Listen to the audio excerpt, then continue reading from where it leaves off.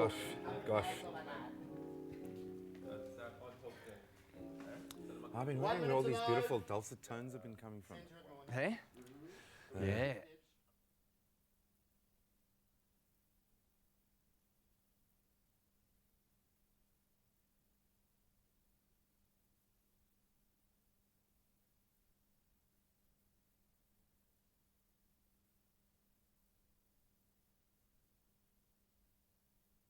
Sort of made a plan, bro. Of a fashion. In my little storage. Not Bradley yet. Gosh. Gosh.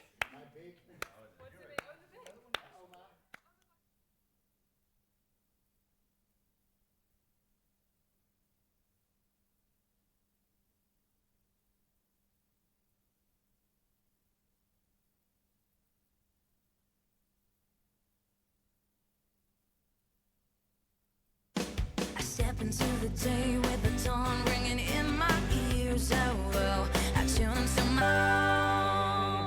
Oh, let it ring out. Happy Monday to you. It is Monday the 24th of June, 6 o'clock, bright and early. And yes, your eyes do not deceive you. Take a look around, absorb it all. Feel it. We got a new home! Oh, man. I feel like Tom Cruise on Top Gun. Woo! I'm going to be doing that the whole morning. Woo! I want to jump on the couch, but I can't No, because it's so new. fresh and you don't It's so disturb it. new. Don't disturb all the plants. Welcome to it, you beautiful souls. We've got a brand new home. We are so excited. It's a brand new week. I feel like a brand new man this morning, man. Absolutely. And I'm saying all of this. I'm putting on a very brave smile this morning. You know what I'm talking about. Let's not even. We will get into that a little bit this morning. But welcome to it. This is obviously a beautiful occasion for us, and we love the fact that we get to share it with you at the start of a brand new week. So welcome, guys. Absolutely. We've got to say a big thank you to the entire team that has Well, worked can we get tirelessly. another actually? Yeah. Over Over and a round of weeks and applause. Well weeks done, and guys. months, essentially moving Yeah. everything across from Sea Point to literally the other side of the city, which is where we are right now. And we are so glad to be able to bring you live viewing from our The Feel Good space, but studio. now the ridiculous thing is I don't know actually where I am, and I know our beauty room is somewhere around, so I'm gonna go and put my kind of detective's hat You go on and try find it. Ladies, girls, where are you? We'll explore a bit Girls, more of that a bit girls, later on, but in the where are meantime, you? Girls. let's kind of mosey on to this side. This will be Welcome. our new social media space, Uncle Tabsy. Welcome. It is also grand. It's Encore. so big. We never know where we are. I mean, I think we're all just trying to figure out as we go along, but it's absolutely beautiful. And like what you Right. said, we're so excited to be able to bring you all this feel good from a refreshed space. Yeah, And it's yeah. bigger, it's lighter, it's grander, and you're going to experience that on your TV. And Absolutely. it's a big change, right? It's a we've big asked change you- that took a massive effort. I mean, I was here on Friday doing voiceovers in one of our other studios here, and then just to kind of witness everyone working around the clock, moving bags, sweeping, Yeah. mounting lights, Yeah. cameras, cables Yeah. that just had to go through this entire studio. Yeah. It was a mammoth effort. Yeah. And man, what a change it's brought about. Absolutely, it's going to be a fun time, and you'll be seeing it unfold throughout the week, and hopefully you familiarize yourself with it as we do as well. Now, we did say it's a big change. We're asking you on social media this morning, change is as good as a holiday, right? And Yeah, we've that's what moved they say. To our brand new space here. And what major changes have you made in your life this year? And some of the comments that have come through here. Here is one from Nonto Ngwenya saying, "Good morning, my feel-good breakfast show, keeping positive vibes and my eye on the goal." That's Just good. switching up and That's a having good that change. that focus. Sabelo Nkosi says, "Wow, the new home looks beautiful." Hey, that just came thank through a you, minute ago. Thank you, Sabelo. Sabelo. Venlek Afrikaner says, "Good morning, hashtag team. I hope this week will bring happiness. Enjoy. Have a blessed week, everyone."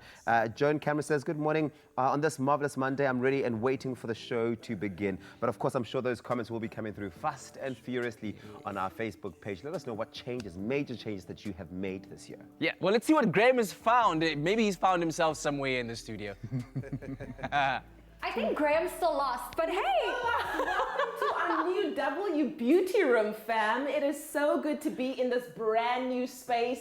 I don't know, there's always something exciting about new things, about new beginnings and fresh starts. So I am loving this space right now. I'm loving it as well, and hey, we are so happy that you got to tune in with us and get to spend and explore this new space with us. But we will make sure you are up to date when it comes to beauty trends, makeup trends, fashion, and of course your weather. I mean, that's something we do every time this time of the morning. Yep. So how about we take a quick look? If you're in Johannesburg today, sunny conditions can be expected. And of course, there will be a beautiful day for the day. Temperatures will be decreasing towards this evening and humidity will remain low for the duration of the day. If you're in Durban, sunny conditions with delightful temperatures. Durban is just so stunning this time of the year. Cloud cover will be increasing towards this evening, but there'll be little to no wind. So a beautiful day for you. If you're in Port Elizabeth, partly sunny conditions with a light northwesterly wind that will be picking up towards tonight. So do be prepared for a little bit of rain this evening. And if you're in Cape Town, also some partly sunny conditions, a light southeasterly breeze throughout the day, but humidity will be decreasing towards tonight. So there will be a bit of a cooler sunset, but still a beautiful day to be enjoyed. Exactly. Beautiful day, and of course, beautiful clothes. I love today is all about the knits. So should we start off with your look today? Funny enough, I am wearing a thin knit. This is Studio W. Love. And it's a beautiful, like, I think on camera it shows as red, but it's like an orangey color. It is, yeah. It Beautiful really burnt is orange. one of my favorite pops of color. And I've Yeah. paired it with some ripped Nice. jeans. I say the stylist have paired it with ripped jeans, wearing my comfy heels. And there's just something that's edgy, sophisticated, fun, and great for the day out and about. Yeah. Well, mine is a bit of a chunkier knit, off the shoulder vibe, so you get to show some skin. It is a bit cooler as well. It's not really hot, to be honest with you. Like one would think that it's a chunky knit and that it would be warmer. It is warm, but not like you're feeling, oh, I need to sit underneath the air conditioner. I've paired it with some beautiful floral heels just to change it up. And of course, denim is the order of the day. So I've matched mine with a denim skirt, some lovely floral heels, my chunky jersey, and we're good to go. And I love that you also kept your jewelry simplistic. Yes. Just a little bit of a hint of something. Look at that, some sparkle by the ears. We love. A little bling bling around the wrist. It's definitely about the jersey and about the shoes this morning. Very, very, very nice. Okay. Oh, so shall we go and find out who is going to be entertaining us in this brand new space on this gorgeous Monday morning? I can tell you, this is a very special moment. It's like when we started the show 9 years ago. We have our very first performers in our very brand new studio in Huang and Coco. They are here joining us to make some music on this Monday morning. Thank you for joining us. Much appreciated. Thank you. And We're I understand very happy you've to be only been in here. the country now in South Africa for the past 3 days. 3 or 4 days. 3 or 4 days. Yeah. How's it been for you so far? It's been great. Yeah? Yeah. Excellent. We had And a you've great been time you've here. been gigging, you've been performing, and you're set to be performing at the Arts Festival in Makanda. Yeah, we're going there tomorrow. Yeah. Yeah. How excited are you guys about the prospect Oh of yes, performing? we're very looking forward to it. First time performing in South Africa? Yeah, well, I had a little bit taste last September I was here. Yeah. But this is a full performance. Excellent, excellent. Yeah. We certainly are looking forward to that on a Monday morning to get us started for the weekend. What do you have prepared for us? Well, we prepared 3 songs. One is rearranged Chinese children's song. Oh, yes?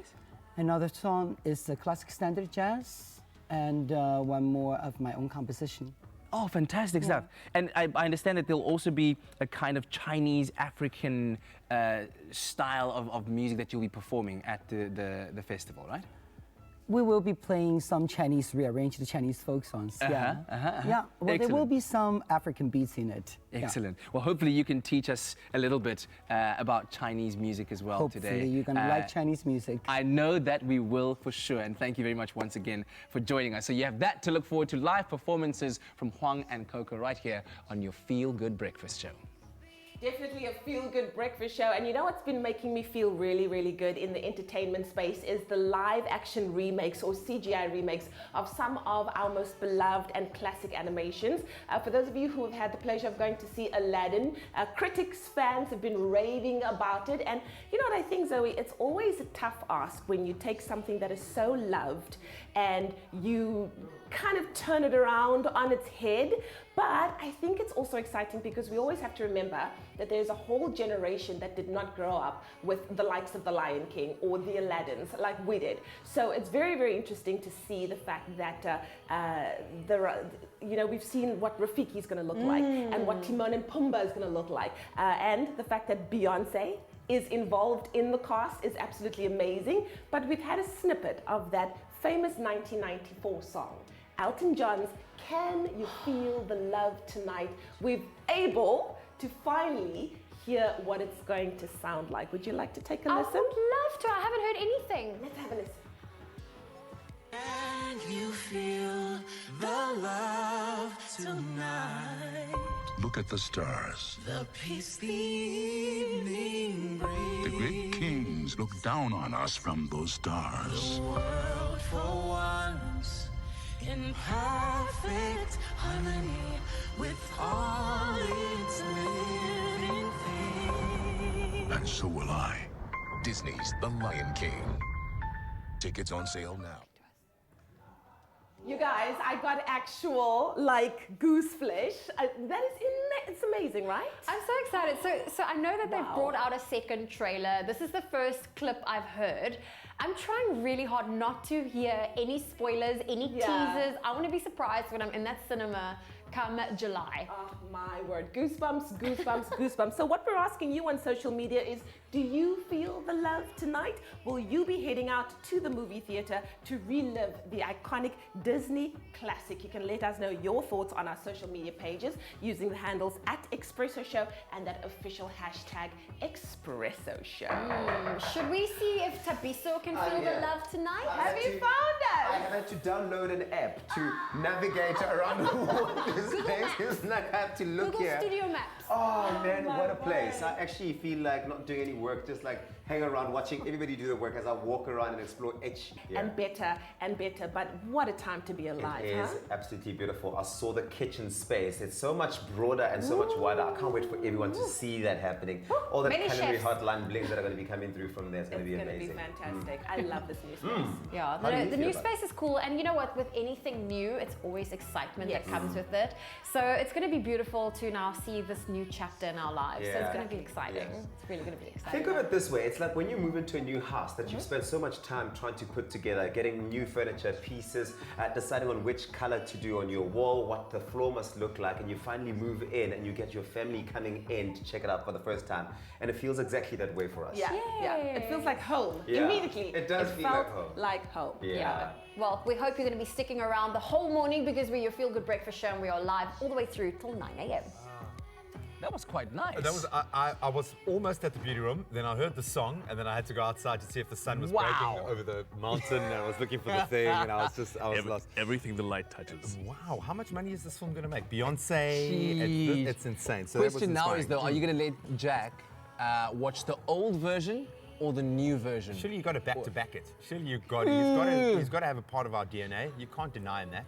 Yeah, I think you have to watch both. You got to give an appreciation to both. Because that's two opportunities to take him outside and hold him up into the sun and present him to the Pride Lands. Man. Awesome sauce, man. Awesome stuff. So we thought we'd continue on that trend. This is a movie that's inspired us and a man who I think inspired a whole genre. He is the man behind animation. Walt Disney, I think, have brought us so many of those classic moments, and there's a reason why the man was so successful. He was of a single mind, and this quote kind of gives you an indication of what drove him, and hopefully it'll drive you today. Walt Disney once said, for all his faults, we know, was also an incredible man, and he said this: we keep moving forward, opening new doors and doing new things because we're curious, and curiosity keeps leading us down new paths. Yeah. That's awesome. Yeah, let that sink into Hey? your Monday morning. Quite similar to that, founder of Apple. How do I forget his name? Yeah. You know what I'm talking about. Do you actually know? I will promise you we do actually know. Who said, stay curious and stay hungry? I mean, come on. But that's what's in our nature, and hopefully you are feeling that vibe this morning, because I think we've been absolutely reignited by having a new space to play in with all sorts of new toys to play with as well. So embrace your day, embrace the new week, look for those new opportunities, but above all else, be a little curious, man. Go out and find new things. There we go. And that's how we start your Monday morning. Well, in your national news this morning, the new head of the investigative directorate at the National Prosecuting Authority says that brave new journalists have played a key role in exposing widespread corruption in South Africa and have helped enhance democracy by their work. The Tshwane Metro is to renovate a warehouse that could be used by homeless people as police investigate whether a serial killer is on the loose following 5 deaths in the city. On the international front, Ethiopia's army chief of staff has been shot, along with several other officials, Prime Minister Abiy Ahmed said yesterday. The government said that it had thwarted an attempted coup in the autonomous Amhara region. The British Minister for the Middle East and North Africa, Andrew Morrison, yesterday said in a statement that he had been open and frank, had constructive talks with Iranian government representatives about rising tensions in the region during a recent visit to Tehran. And then finally, Dr. Ryan Kutsia, who works at the Causeway Hospital in Northern Ireland, recently went viral for singing to a young patient that had come in very ill. The boy woke and loved Kutsia's singing. While tending to a sleeping, sickly boy, he was singing, and when Oscar McLaughlin woke up, he smiled, saying that he had heard his doctor singing in his dreams and it made him very happy. He then started singing for the boy and was filmed while doing it. The video was put online and the South African-born doctor went viral. He now sings down the halls and takes any requests a sickly child has. He knows his little performances cannot alleviate pain, but hopes that it does bring joy and comfort in a very uncomfortable place. Well, that was your 6 o'clock news update. Let's get a look at what's happening in the world of sport. Here's Graham.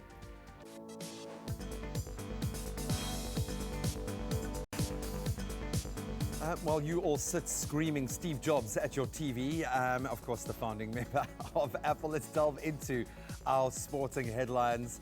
We will delve a little deeper in our sporting roundup, but of course, the big news this weekend. Out of the Cricket World Cup, it continued yesterday with Pakistan claiming a pretty commanding 49-run win over South Africa at a packed Lord's in London. Then on the rugby front, the South African junior squad claimed the bronze medal at the World Rugby Under-20 Championships after outplaying hosts Argentina 41-16 at the Racecourse Stadium in Rosario. In motorsport, reigning Formula One world champion Lewis Hamilton looks very strong. Yesterday, he won the French Grand Prix ahead of his Mercedes teammate Valtteri Bottas and new kid on the block, Ferrari's Charles Leclerc. With the victory, Hamilton now claimed his 79th career win. Then we will, of course, delve a little deeper into all of the upcoming Cricket World Cup fixtures as well. But today you can look forward to a bottom-of-the-table tussle. Afghanistan, who have looked incredibly good, alongside another vastly improved team, Bangladesh, and that kicks off at 11:30 this morning.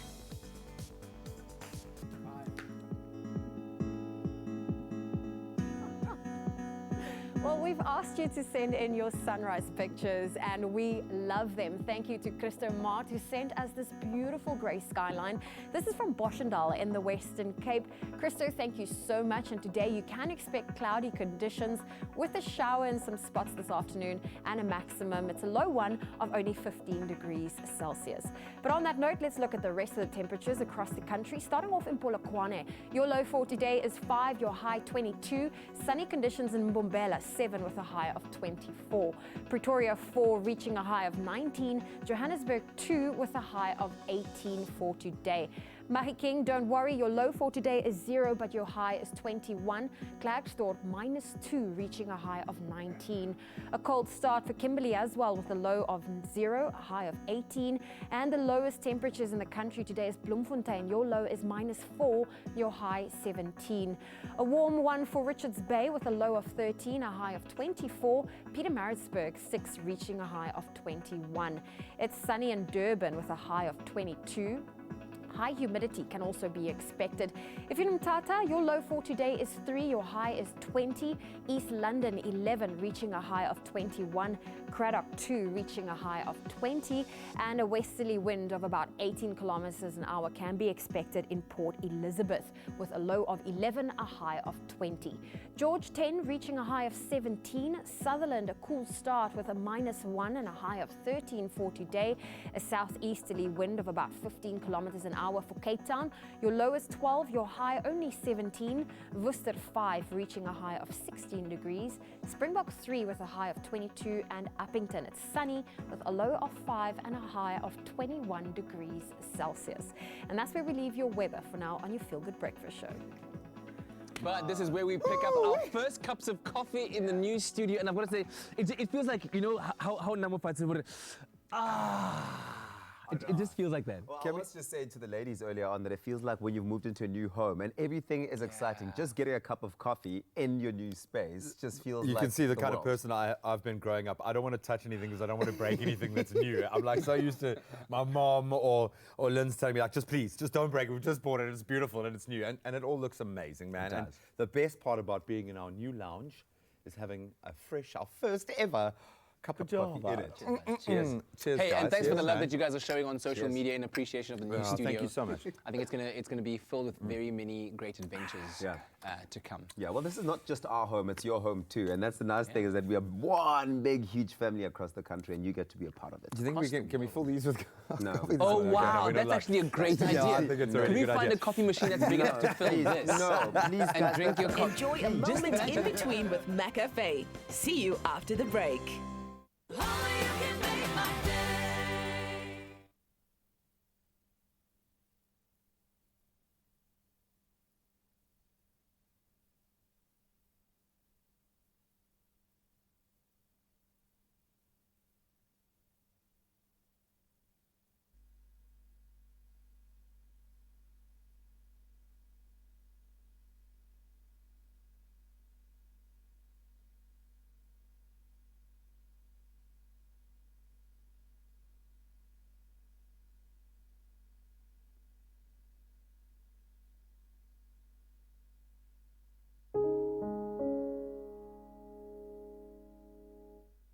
Phantom for this Yeah. one. Yeah. Here we go. Test 1, 2, 2. Test 1, 2, 2, 2, 2. Test 1, 2. Oh,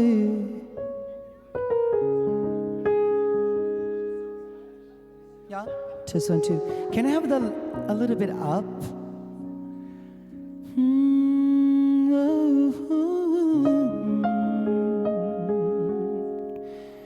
Da da da da da da da da da.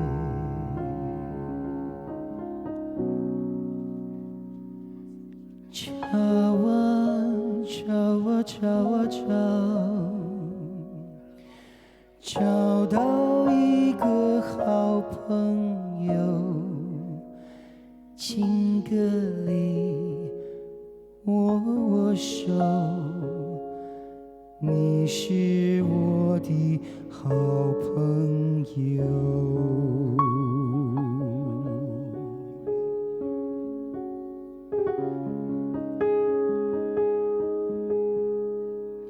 巧啊。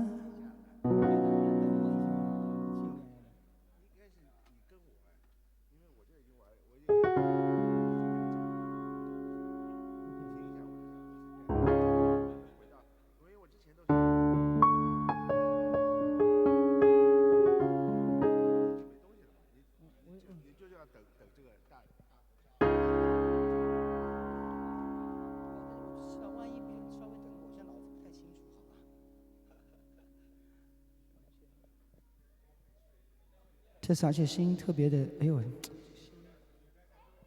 ！Can I have a little bit of height? Yeah, on my vocals, a little bit more height, high frequency. Test 1, 2, 2. Oh yeah, thank you. A little bit of reverb, is that possible? Yeah, thank you. Test 1, 2, 2, 2, 2.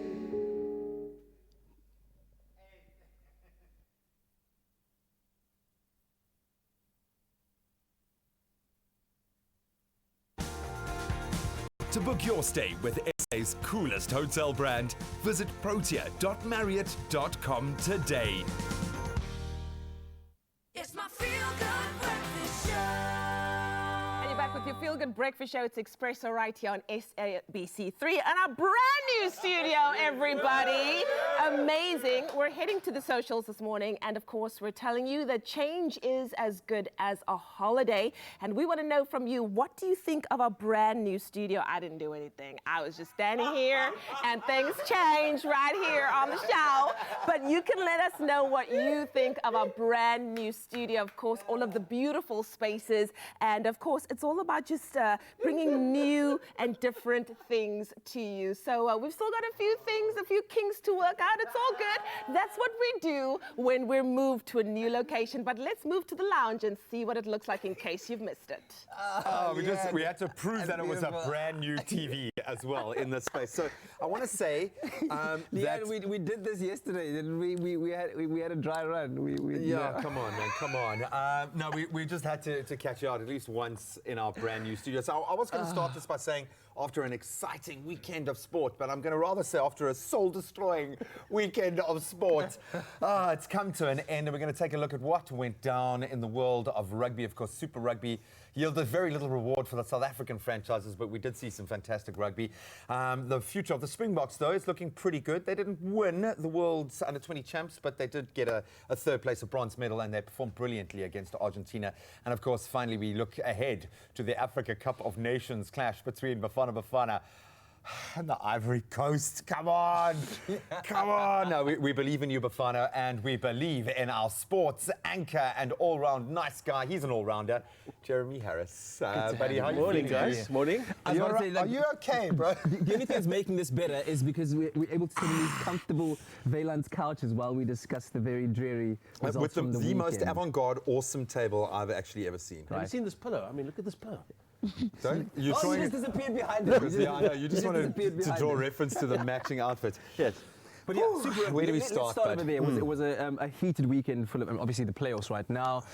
Two South African teams through in the Sharks and the Bulls who didn't impress, unfortunately. We were shown up. This weekend, what do you make of the big games? I particularly like the Bulls game. The Bulls were in, I thought, with a good chance at one point. They had a really positive approach to the game, literally from the outset. But, you know, away from home, it is always tricky, and it's a do-or-die encounter. And, you know, the fans are going to be telling you, you know, exactly what they think about you as a visiting team. And so maybe a bridge too far, and so that's the result we got. It was pretty close at the end, but unfortunately, just not to be for either of the South African franchises. Like most of our sporting achievements this weekend, they gave us just a little bit of a hope to dash before the end. But let's first of all talk about the style of rugby that the Bulls are playing.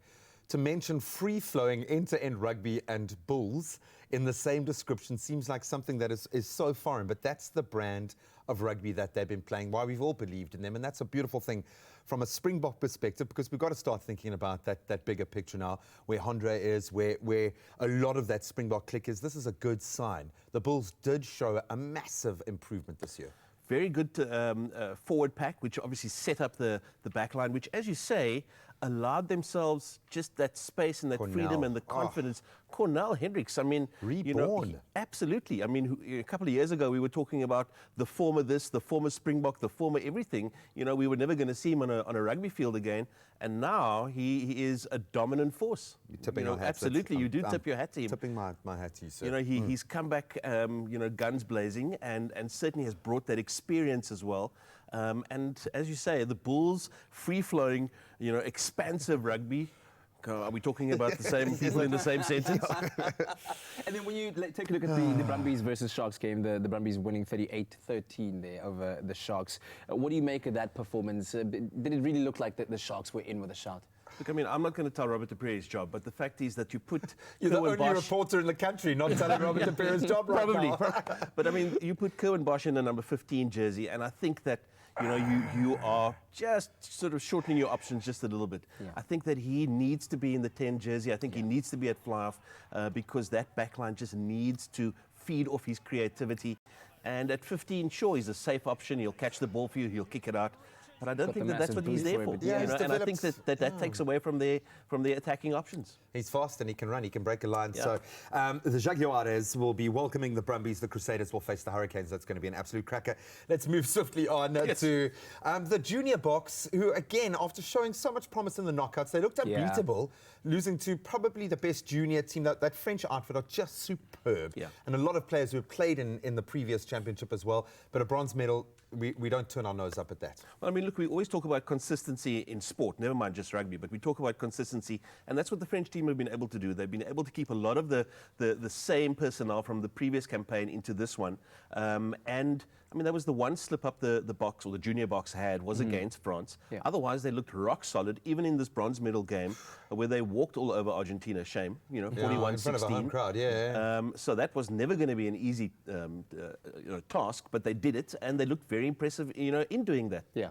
I mean, losing out to the eventual champions, hey, do it again. do it, absolutely. Tipping our hats again to the junior box. Of course, now we've been waiting for this day for quite a while. I think with Banyana, of course, not performing particularly too well at the FIFA Women's World Cup, but still, qualifies for Chalk it the up as first a World learning Cup. exercise, Exactly, yeah. learning exercise. But now, African Cup of Nations time, we are battling it out against some big guns in Ivory Coast today. What do you make of our chances, and how do you see the tournament playing out for Bafana? Look, I mean, whoever did the draw was not thinking South Africa, wasn't putting out their pro-South Africa sort of thoughts. So it's a tough assignment. I mean, they're not calling it the group of death for nothing. Yeah. Ivory Coast is not going to be easy, but I like the preparation that Stuart Baxter has put into the team for this tournament.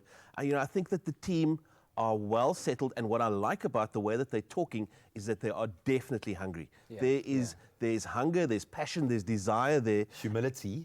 There seems to be a kind of an air of they know that they've got an uphill battle ahead of them. Is this the Ivory Coast of old? Should we be as scared of this Ivory Coast as, say, the team of maybe 5 years ago? Look, I mean, it's probably the answer to the short answer is probably no. It's not the same team as before. But I think in AFCON or in any sort of international tournament, you've got to play it as it lies. This is going to be a team that's going to ask questions. And I think that South Africa are going to have to go into it knowing that this is theirs to win. They can't go in there wanting to go, well, we've got to try to limit our losses here. We've got to try to, make sure that we close down this, that, and the. But I mean, the fact is they've got to go in there going, we've got the firepower, we've got the personnel. Most of the guys on the park have had a great season, locally and internationally. Surely the confidence is high, and they've got to go in with that positive attitude. Hashtag Percy Dow. Hashtag Hashtag marksman. Are you ready to talk about cricket? Can we do that in a few minutes? Yes. If I could just lie down for a little bit. Okay, no, we'll give you a moment. Oh, well, listen, we are back in the beauty room. Anel van Wyk, one of our makeup artists, giving Tubbsy a quick little touch-up. Yeah, new home, the lights, they shine bright, but they also, I see they make me shine a little bit, my face. Oh, but your star's so bright, no amount of powder can dull that sparkle. Well, here's Anel trying to dim it, Anel with the good hair. But listen, all the feel-good is coming through, flowing all the way throughout the morning here on your Feel Good Breakfast Show Express. So we still got lots coming up. We do. I need to find the kitchen. I'm in need of coffee. Yes. Get the app. We'll see you in a bit. Get to a crazy store in your town this school holiday and discover a treasure trove of arts and crafts for the whole family to enjoy, as always, at great value. Paper, paints, modeling clay, sketchbooks, glitter, crayons, aprons, rubber stamps, ribbons, felt tip pens, learn to paint sets, and a whole universe of creative fun at crazy good value. Only at the Crazy Store. Holidaying near or far, there'll be one just about wherever you are.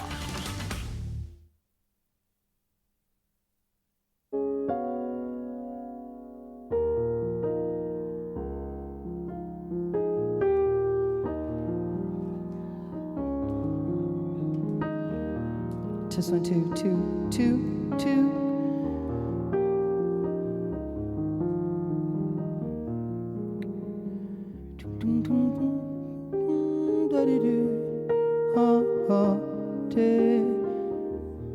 Just 1, 2, 2, 2, 2. Just 1, 2. Ha, ha, ha.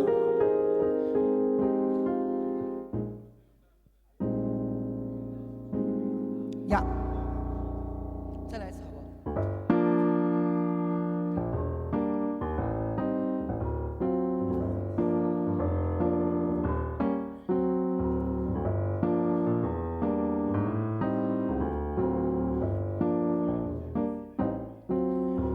Comes a rainstorm, put your uppers on your feet. Comes a snowstorm, you can get a little heat. Comes love, nothing can be done.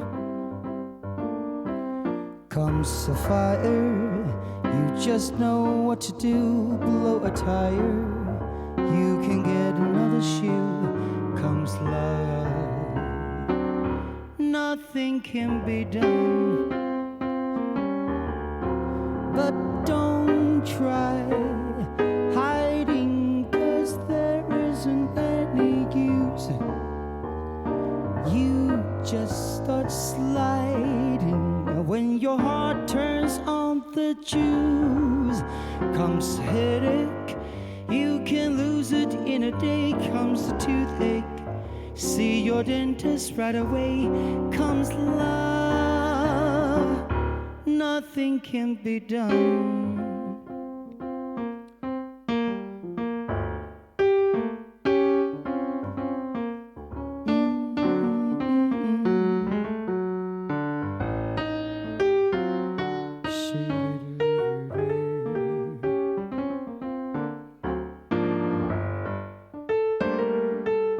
Say, brother, can I have some more reverb?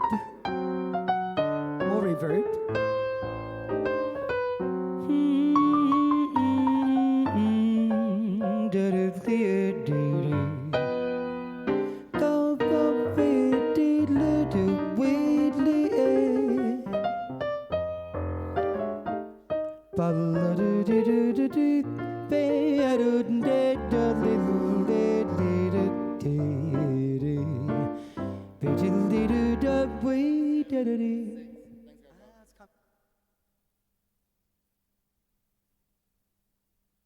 It's my feel-good breakfast show. Welcome back at your Feel Good Breakfast Show. Happy Monday and welcome to our new home, brand new studio. It's a change as good as a holiday. We're all feeling, I think, extra revived and refreshed as we start off this new week. What do you guys think? Valence couch vibe here is Yeah, it's actually a little comfy. You might have noticed we have not moved We're since we 35 started minutes the show. into the show. This is my first time in our new lounge. Really? I'm loving it. I can see what you guys have been raving about. Absolutely. It's a vibe. With the delicious monsters That's a whole behind you. vibe. That's what the plants are called. Luckily, no technology involved Well, here. this section here is maybe the most popular then. Shade. You got Lots jokes. of The new lots of shady shade. lady on the show. Just shade in the year. I have handed over the crown of the shady lady. All right, well, we also love connecting with you, our Expresso family at home. You know this. We really love it. And we really love it when you send us your recipes and all of the interesting things that happens to you on a daily basis. Now, we recently had some really great Avo recipes on the show. And one of our viewers, Josephine Pickstone, for Avocado Month, decided to share these great photos of two of her Avo dishes. And she said, love avocados. I do avocado smoothies, have Avo on toast, eat Avo salad, Yeah. so much more. It's a Smash it. healthy Smash that over. Yeah. Yes. Yeah. So Is nice. it a fruit or a vegetable? Apparently, Is it both? it's a berry. Whoa. Is Yeah. that's defined by the fact that the seed Which is is on a the fruit. inside, right? Yes, which Because is a you find the fruit. seed on the inside. Okay, so So- it is a fruit then. Yeah. Okay, well, we're learning every day. But then just wait. through Pickstone. Strawberries have their seeds on the outside, so how do you then They're reason that? vegetables. You know what? What? Like, let's not judge It based can get very on. technical. Let us Seed on know. the We're going to have to outside, wait seed on until the Strawberry outside. Month. When Strawberry Month arrives, then we'll Then we'll I figure can't it believe out. yeah. Okay, listen to this one. We've been running our Cadbury Dairy Milk Little Shop of Generosity. Yes. And it's been such Oh, an it's incredible beautiful, one. We love sharing our own little generosity shop in studio. And we received the special message from J. Conrad Stein, who said, thank you, Cadbury Little Generosity Shop, for coming to Port Elizabeth.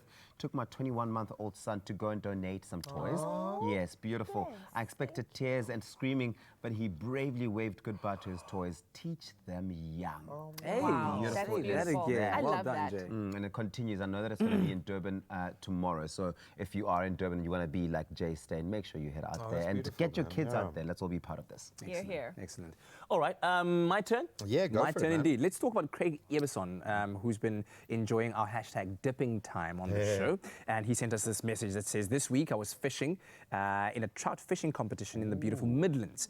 And up before sunrise, and I always kick off the today with condensed milk, coffee, and Oma rusks for breakfast before I brave the cold. That is so, buddy. Whoa. You even forget about fishing. It's the After that, life. you're just sitting there. That's the way to do it, man. So we've also been having a little bit of fun with the most interesting places that you've eaten breakfast before, and I absolutely love this. Wow. Just have a little look at that.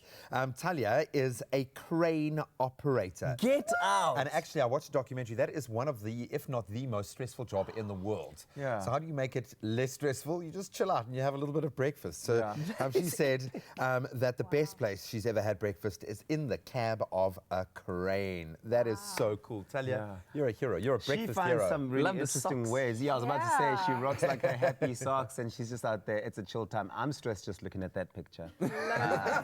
Honestly. I think you're still stressed about the vegetable fruit scenario with Evans. Too. Everything is just Somebody let us know. Anyway, we'll share some more of your pictures and videos with you a little bit later on, but do keep them coming. We love having a look.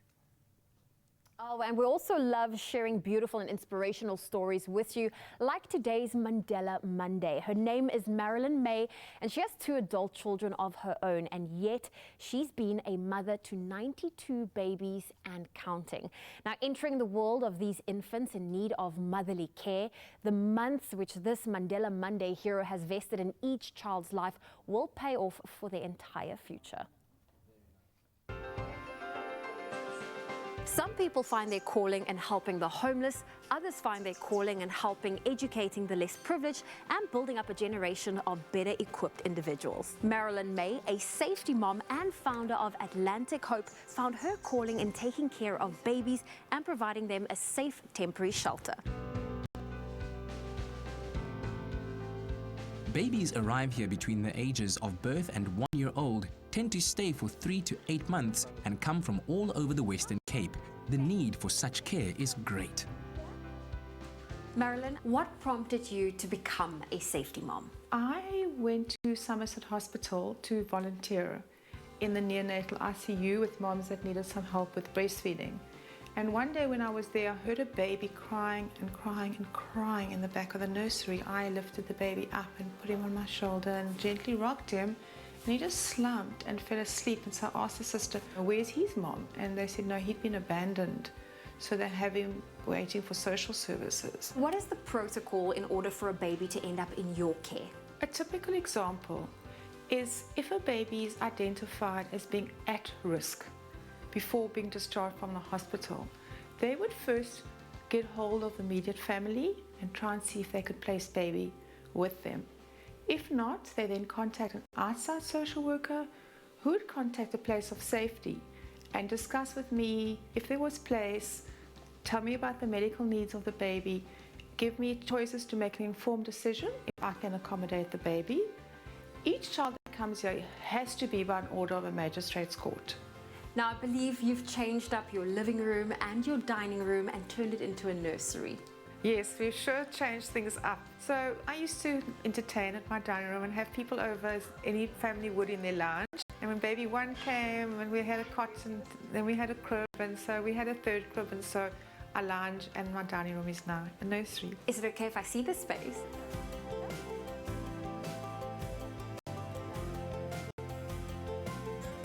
I understand now why you had to convert your lounge and dining room into a nursery. Now, I know that the babies that are here, not all of them have been abandoned. Some of them have been removed from their parents due to social problems. The babies that have come here for 3 reasons. They've either been abandoned, or they've been removed from their parental care, or they're waiting adoption. There is a legal period in which children are not deemed adoptable. And in that period, children are placed in safety homes such as Atlantic Hope. Looking back over the last 9 years, from Atlantic Hope's first day to where you are today, what are some of the lessons you've learned? Honestly, day one, I never had one nappy or one tin of formula. But we came by and we built it up from not having that to getting sponsors. We've become well known in the community, so we have community that give us cots and compactums and things like that. And there's been a lot of learning things for me which have been very beautiful. For instance, when a couple become a family in front of my very own eyes, it's such a blessing. And I will never forget that this apartment and my heart just stood still when the first family that were childhood sweethearts came here and they adopted their little girl. As a recent sponsor noted, a baby who started life abandoned in a field could end up as a doctor or inventor because of the start they get at Atlantic Hope. May it prove so.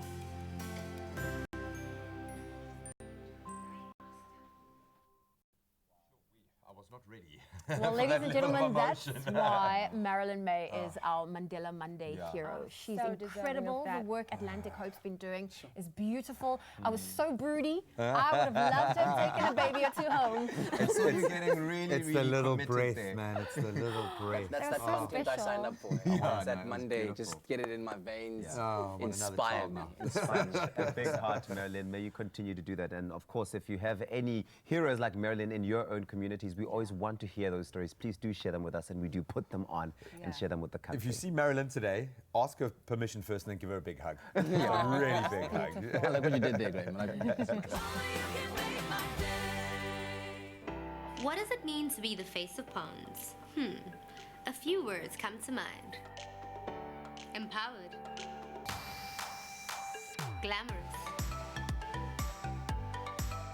With new opportunities. And if you think you have what it takes, simply enter by purchasing any Ponds product and visiting faceofponds.co.za to upload your photo, your bio, and the last 4 digits of your product's unique barcode. I am the face of Ponds. Are you?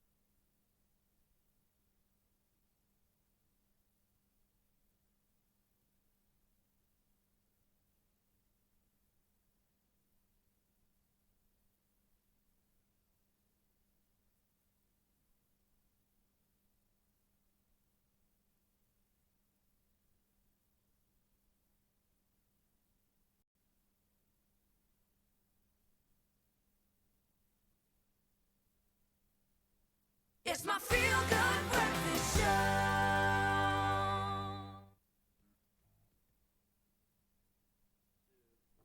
A very good morning to you. Welcome back to your Feel Good Breakfast Show. Happy Monday, and thanks for joining us at the start of a brand new week. Tech Talk time right now.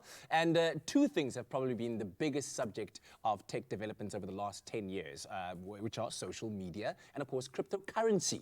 Well, now they're both the subject of one story because Facebook plans to launch their own decentralized currency called Libra that they hope will, quote unquote, transform the global economy. Mark probably said that. No, I'm sure he didn't. Considering the recent controversy around the social media giant, you can only imagine what the response has been. And here to help us unpack this tech, of course, our tech maestro, Brian Smith. Thanks for joining us, man. Thanks very much, Kat. Welcome to the new home. What do you think about it? It's awesome. Yeah? It's going to look really, really cool going forward. Congrats on moving in. Thank you very much, man. All right, so cryptocurrencies, Bitcoin, we've heard about that. Everyone knows Bitcoin, but now Libra is going to be the new baby on the block. Tell us about it. Define what Libra is, what it is supposed to do. Absolutely. So I think this is perhaps one of the biggest technology stories we're going to have this year, if not in the years going forward. Yeah. And to your point earlier, I think when most people think of the word cryptocurrency, they think of Bitcoin, or at least blockchain, which is the underlying technology. Essentially, Bitcoin as a cryptocurrency is essentially a money peer-to-peer service that, instead of being backed by central regulators, instead underpinned by technology. So instead of someone guaranteeing transactions are proved through mathematical code or proofs, so cryptography. Essentially now Facebook has realized the value of the system and has created its own cryptocurrency called, as you mentioned, Libra. Yeah. What this means essentially is that Facebook is now minting its own coin, so to speak, so we're going to be able to access a Gestalt Facebook currency from within all Facebook's apps and a number of different partners, including the likes of Uber, for example. And that means from anywhere around the world, you're going to be able to buy this currency and purchase items and exchange funds from your favorite messaging apps, all the way to on Instagram, for example, you might be able to buy your favorite influencers' clothes. Wow, okay, so there's a wide range of uses, especially given the broad expanse of what Facebook is connected to. So blockchain is what we know Bitcoin to be backed by. Is that the same thing that's backing Libra, or are there some other sophisticated facets of software that are going to be enhancing the way in which it's made more secure, I guess? So that's a really interesting question. So Bitcoin itself isn't backed by anything except the concept of mathematical proof and trust, right? For example, there's no natural assets such as gold that underpins Bitcoin. Yeah. Libra is somewhat different in the sense that Facebook has decided that its digital assets, so the Libra coins themselves, are actually going to be backed by a basket of assets. So that will include things like legit actual fiat currencies, all the way to commodities such as gold. Facebook hasn't exactly announced what that basket of assets is. What that means is that Libra won't be a currency like Bitcoin that will suddenly jump in value in the order of thousands of dollars at a time. It'll actually be what we call a stable coin, or a stable currency that you'll be able to trade as you would foreign exchange. So for example, exchanging rands for US dollars. Oh my goodness. Okay, that's a massive change up in the game there. But of course, there must have been some criticisms leveled up against Facebook for wanting to take on this kind of venture, right? Absolutely. So Facebook, of course, hasn't developed the best reputation in privacy, especially over the past couple of months and years. And now the major concern is that if you consider when you go to buy groceries, your bank at the moment doesn't understand or doesn't know what each item you're purchasing is. It can just tell the total amount and where you're purchasing it from. Yeah. With Libra, however, Facebook, or at least its affiliates, will have a greater level of insight into what you're actually spending your money on. Of course. And of course, there's a huge privacy aspect there. There are also a number of different elements in the Libra white paper, so essentially the blueprint for how this currency will work, that have yet to be disclosed. For example, the backing of what assets will underlie the currency is a huge factor which still needs to be considered. Wow. Okay, and then finally, when can we expect launch date? So the interesting thing here is that Facebook has promised we'll be able to use Libra by as soon as 2020, so that's in as little as 6 months away. Wow, okay. However, the latest news is that a number of European and financial watchdogs have probed Facebook with a number of questions about this. So it remains to be seen if Facebook is actually going to be able to stick to that deadline. Wow. Brian, thank you very much. Always appreciate your time and expertise. Great insight over there, but disclaimer, I'm not a cryptocurrency expert, and neither is Brian. This was just an observation. Let us know which stories have caught your attention from the world of technology. And of course, to find out more, you can check out our website, expressoshow.com, under the Tech tab. Click, click. While you keep clicking, you can also take in right now the latest motorsport news. Formula One, of course, heading to Circuit Paul Ricard for the French Grand Prix over the weekend. And it saw yet another win, a pretty relaxed win, it seemed, for reigning world champion Lewis Hamilton's looking very strong.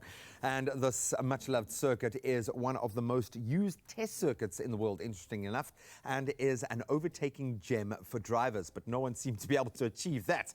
Here to talk us through all the battles and crashes as we've seen in a very dramatic year of motorsport already. Our very dramatic motorsport journalist, Chiro Di Siena, is here.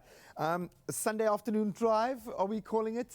Buddy, welcome back. Welcome to our new space. What do you think? Yeah, I'm very happy already. And these couches are couch. comfy, although I do kind of feel like I'm in a jacuzzi maybe. Yeah, just chill out, man. That's what it's about. It's about relaxing on a Sunday afternoon, just like Lewis Hamilton. Now, all due respect, it did look like a pretty chill drive for the man who is in a fast car, yes, we know, with a fantastic team, yes, we know, with a lot of momentum. Was it that easy for him? Why is it looking so simple for our reigning world champ? You know, I think he just put on afternoon radio station, some classics, maybe some 70s, to take him home. Just chilled in. No, he dominated the race. He turned pole position into a lead, and that was pretty much that. And interestingly, and I think this is what really demonstrates right now that Hamilton is on fire, is his teammate Bottas in the same car could not catch him. In fact, Hamilton pulled 18 seconds on him by the end of the race, which in Formula One is about a week between drivers. He was back home already,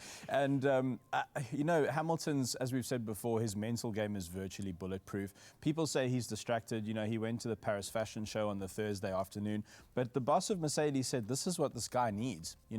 This is what he needs to focus to get himself into the game. Needs to feel like the king, man. Yeah, so he's a curious character in that sense because he doesn't just have like tunnel vision, but then when it comes to the race, he is 100% focused on that race. And credit to him. You get an extra point for fastest lap at the moment. And towards the end of the race, he went for it. He went for that fastest lap. He didn't need it. He was already home by a country mile. Yeah, he had the path of least resistance, man. That's the thing. And he said to the team, no, we're going for it. And he just missed it. Vettel got it on fresher tires, but Hamilton was that close. And that raises something really interesting about the cars that we are seeing, the difference between the Merc and Ferrari. But how did the rest of the field, i.e. Vettel, fare this weekend? We know Leclerc is climbing up, and we'll get on to him in just a moment. What sort of a race was there another race within the race? Yes, thank goodness for Formula One because it needs it right now. So around sort of between 5th and 10th place, there was actually a lot of action, which was great. An actual race. I know, there was some racing, can you imagine? And a special mention needs to go to McLaren, Carlos Sainz Jr. and Lando Norris, really making the best of that car. And if you go back a couple of months, maybe a year or two, you've got Alonso in there with a Honda engine and they're barely finishing races. Yeah. And now they're right up at the front. They qualified 5th and 6th. They finished 6th and 10th, both points earning positions, which McLaren will be over the moon about, that they're returning to form. And that's what Formula One needs right now. It needs more teams chasing the pole position. Charles Leclerc finally gets the podium. Does this show a shift in the way Ferrari are treating him? What does this mean for him and his season, do you think? Leclerc is I'm a huge fan. This is his rookie season. Amazing, man. And he is a future world champion, absolutely no doubt about it. And after the disaster at his home race in Monaco, which was entirely caused by his own team, I'm so happy to see him on the podium. And the thing is, he's just making less mistakes than Vettel. Vettel made another unforced error this weekend. He flat spotted his new tires, had to go back into the pits to change them so that he could finish the race. And Leclerc just doesn't seem to have any of those issues. He just seems to be able to focus and get the job done. What's going on with Vettel? What is happening? This is a multiple world champion. Yeah. 4-time world champion. And the reason is here is because he wants another one. And he's 3rd in the championship and he's on the podium and he won last week. Too judgmental? No, that's the thing. That's the thing. In Formula One, if you're not first, you're average. And that's terrible. But he's here for another championship. He wants number 5. And he just doesn't seem to be able to cope with the stress this season. And, these drivers work with sports psychologists. They work with multiple coaches. And right now, that team around him needs to find a way to give Vettel the mental edge he used to have so he can compete. Paris Fashion Week, man. It's what it's about, man. You got to get out, have some send him to some downtime, fashion buddy. Have some shows. downtime. Just very quickly, where to next? We're off to the Red Bull Ring in Austria. It's a track with some very long straights, some very slow corners, which actually suits the Ferrari. So I have a feeling it's going to be very close. We will see a race. We shall see a race. Buddy, thank you for racing out to our new studio. Great to host you here. And again, you can always let us know if there are any sporting highlights that you want to delve into. After the break, we'll delve into some of your birthdays, one of our favorite features of the show, and we'll start to broach the cricket. Oh, I'm so sorry, but we got to do it, man. We got to do it.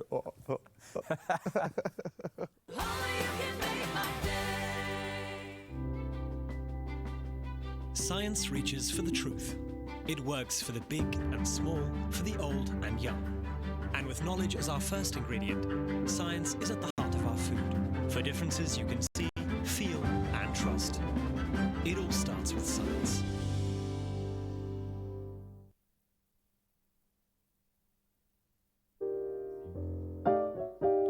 Test 1 2 2 2 2. Yeah.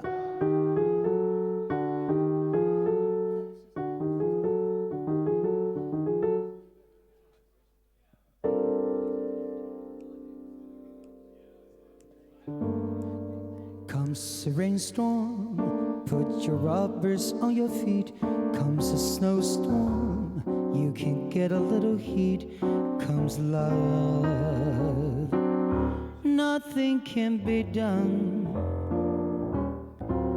Comes a fire, you just know what to do. Blow a tire, you can get another shoe. Comes love, nothing can be done. But don't try hiding, 'cause there isn't any use. You just start sliding. When your heart turns on the juice, comes a headache, you can lose it in a day. Comes a toothache. See you? Yeah, it's good. Thank you.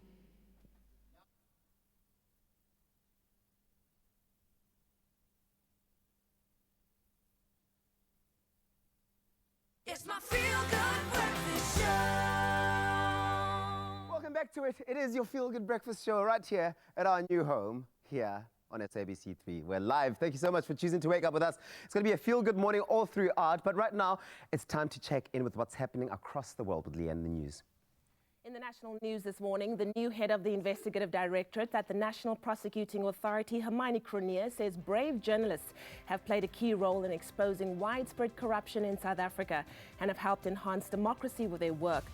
Cronje was speaking on Saturday evening at the Nat Nakasa Awards for Courageous Journalism at Melrose Arch in Johannesburg. Sunday Times investigative reporter Kanita Hunter was awarded the prestigious Nat Nakasa Award for her work in highlighting mental illness, while SABC Digital News editor Isak Minnar was awarded the Sanaf Rottelsee Award for excellent service to the organization. The Tshwane Metro is to renovate a warehouse that could be used by homeless people as police investigate whether a serial killer is on the loose following the deaths in the city. Homeless people in Tshwane currently live under bridges, on pavements, or in abandoned buildings and parks. Members of the mayoral committee responsible for social development in the city of Tshwane, Saki Deploy, says it was used for other purposes previously, but now is available. Police are yet to make arrests in connection with the killings. On the international front, Ethiopia's army chief of staff has been shot along with several other officials, Prime Minister Abiy Ahmed said yesterday. The government said it had thwarted an attempted coup in the autonomous Amhara region. The latest unrest in the Horn of Africa nation flared on Saturday afternoon in Amhara, one of 9 autonomous regions, when a hit squad attacked a meeting of top officials, Abiy's office said yesterday. The internet has been cut nationwide since Saturday evening after being severed for much of the previous week.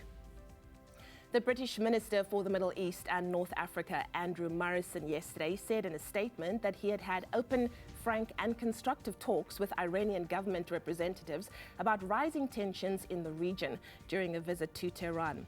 Morrison said he reiterated the UK's assessment that Iran almost certainly bears responsibility for recent attacks on tankers in the Gulf of Oman.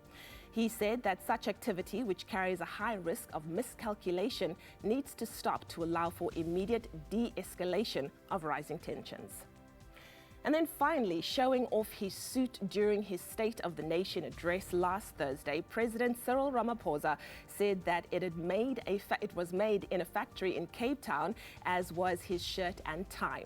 And with that statement, the message came through loud and clear: buy local. The South African Clothing and Textile Workers Union has welcomed the call to South Africans by the President to buy local products, and proudly South African, says the President is leading by example.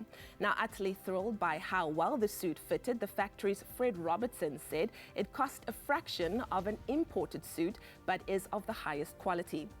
The clothing and textile industry has suffered major job losses and revenue losses due to cheap imports. So there we go. All South Africans buy local. Well, that was your 7 o'clock news update. Let's get another taste of what's happening in the world of sport. Here's Graham.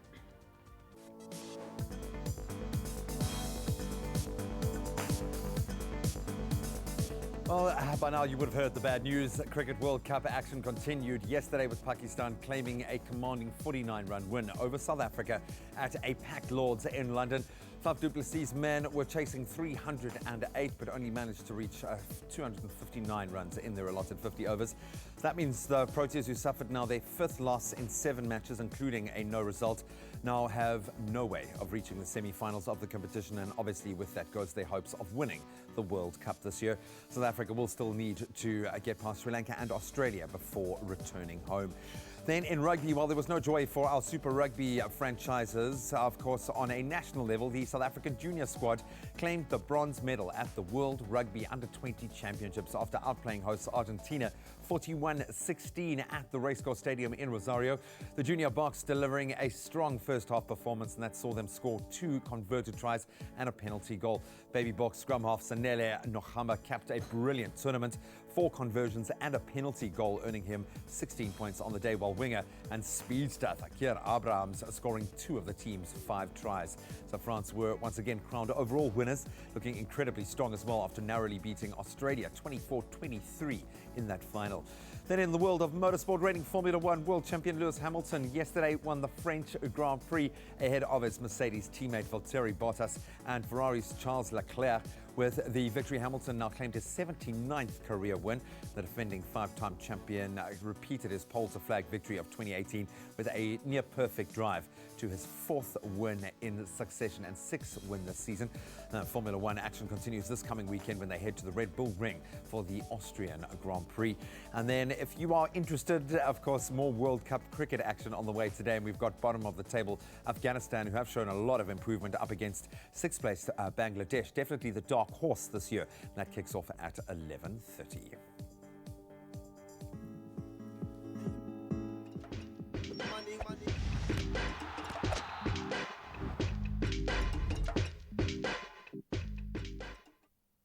Thanks so much. G, let's take a look at your roads this morning. Starting off in KwaZulu-Natal, out in Durban North, there has been a multi-vehicle accident that's on the N2 northbound before the Umgeni interchange. The left lane is currently obstructed and delays can be expected over there.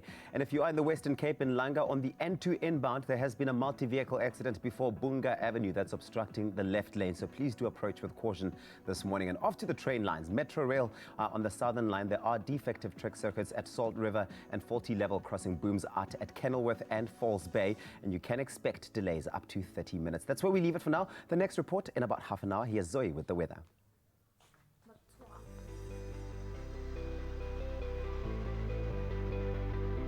Now we've asked you to send through your beautiful sunrise pictures, and we say big thank you to Banga Matwa, who sent us this amazing sunrise from Pretoria. Now today, Banga, you can expect plenty of sunshine. There'll be little to no wind, and of course a maximum of only 19 degrees Celsius.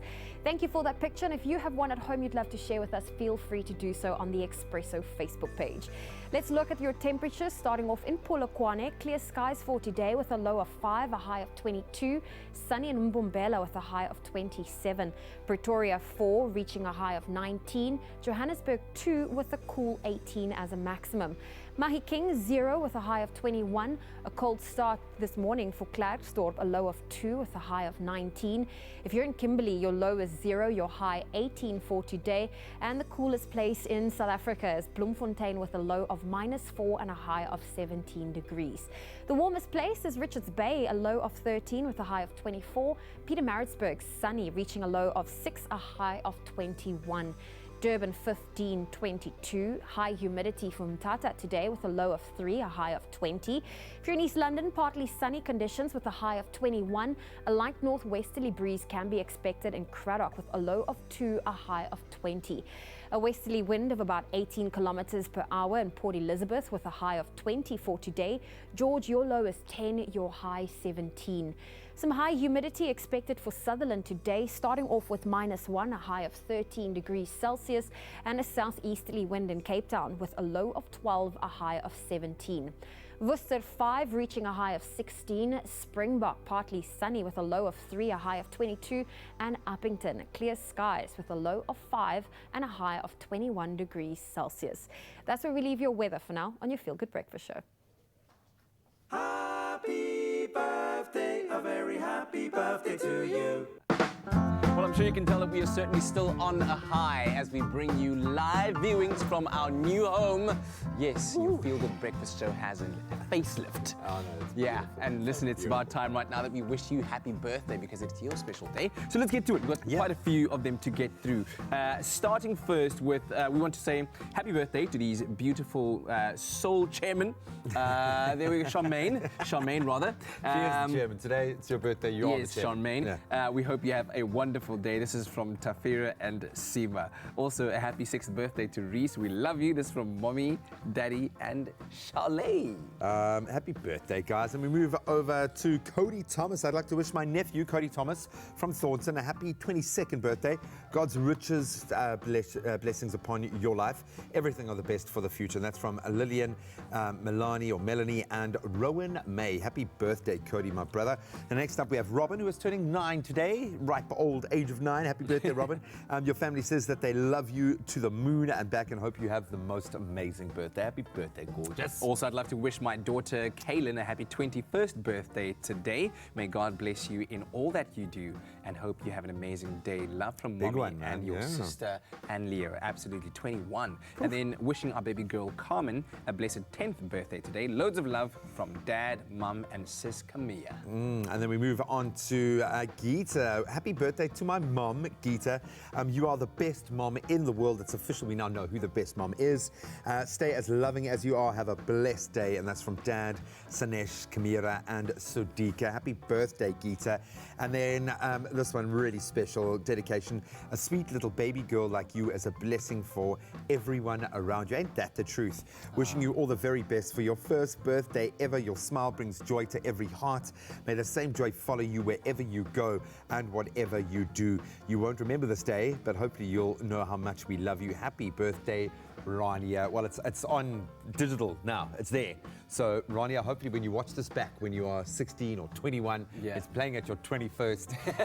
You Which remember it probably will. Yeah, man. Just remember how blessed and loved you were on your first birthday. That's so sweet, man. Hello, the future. Hello, the future. Next, we have Mornay Niemand, who's celebrating his birthday today, and he says he loves the show very much, and we love you for loving the show, Mornay. Thank you very much. Have a fantastic birthday. And then also, a happy 60th birthday to our dearest friend, Debbie Carstens. Lots of love from #Mitts Family. They got a All the way from the hashtag, Mitts. yo. It's official. It's official. So happy birthday to you if it is your special day. Oh, man, we love all of you. Absolutely blessed to have you join us on your special day. So hopefully you are feeling special. If there is someone that you'd like to nominate for a birthday message right here live on the show, please give us 24 hours in advance. So do it like midday, the day before. 071 640 6551 is the WhatsApp line to use, or you can do birthdays@cordova.tv. We'd love to hear from you. Share a special message. Video message would be great. Happy birthday. We love you, man. Happy birthday! Happy birthday! Yeah.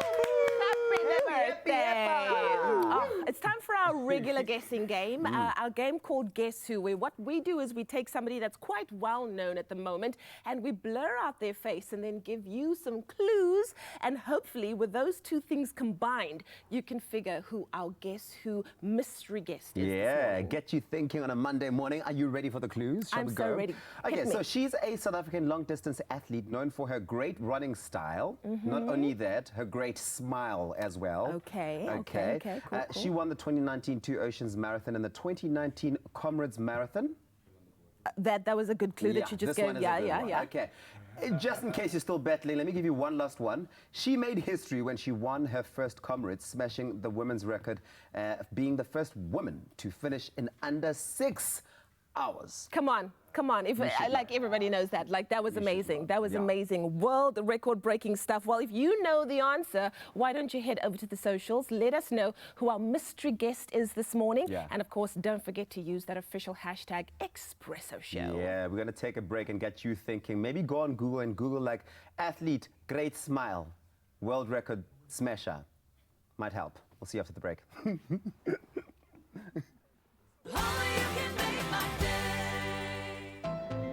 Cadbury Dairy Milk shines a light on the generosity alive in each of us. Bring your old toys to any of the Cadbury Dairy Milk's pop-up Little Generosity shops in major centres this winter and receive a slab of Cadbury Dairy Milk chocolate.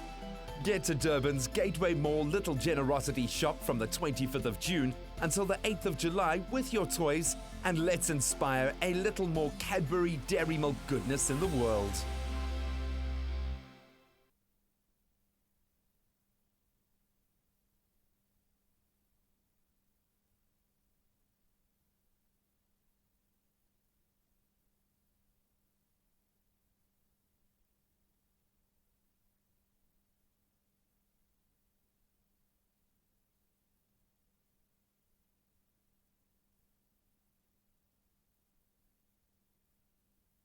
Seeing in the top.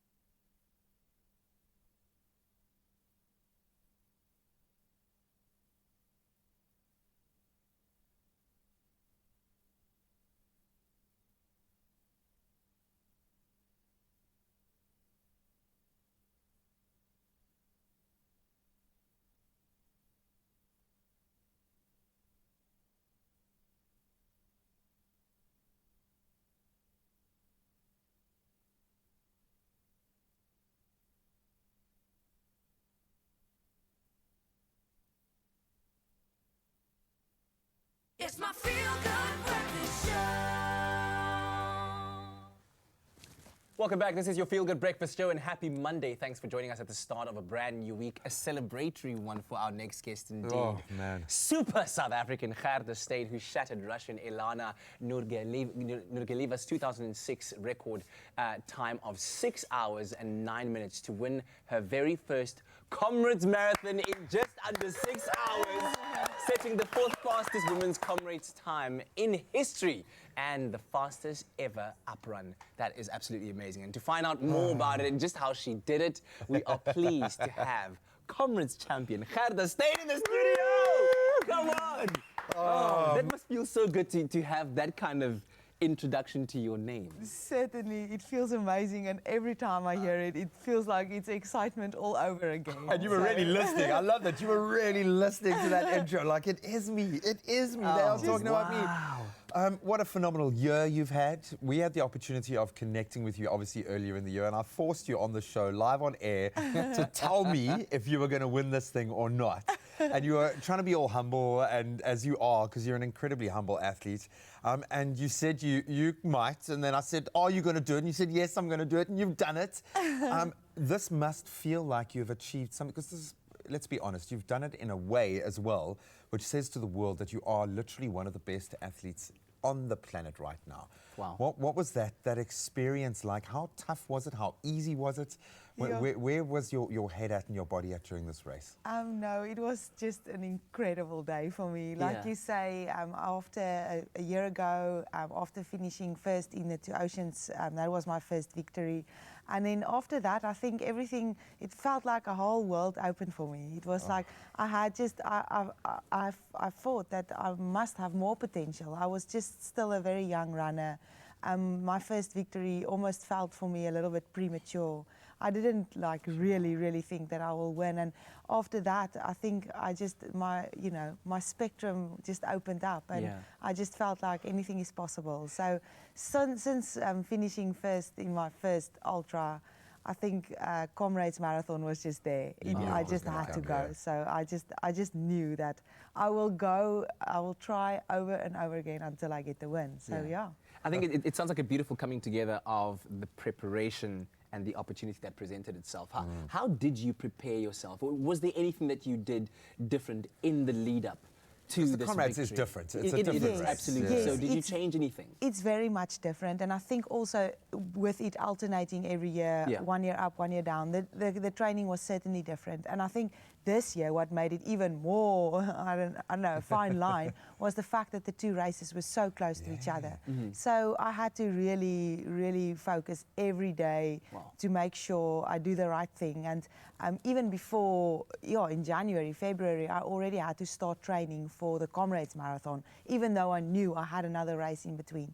So it was a little bit of a risk. I can definitely admit that. I didn't know whether it will work, but the plan worked perfectly fine. How many miles do you have under the belt in the last 365 days? Quite a lot. Because it begs the question, because I'm seeing a stranglehold on the sport now for like the next decade. That's what we need. We need another South African woman to dominate here in South Africa.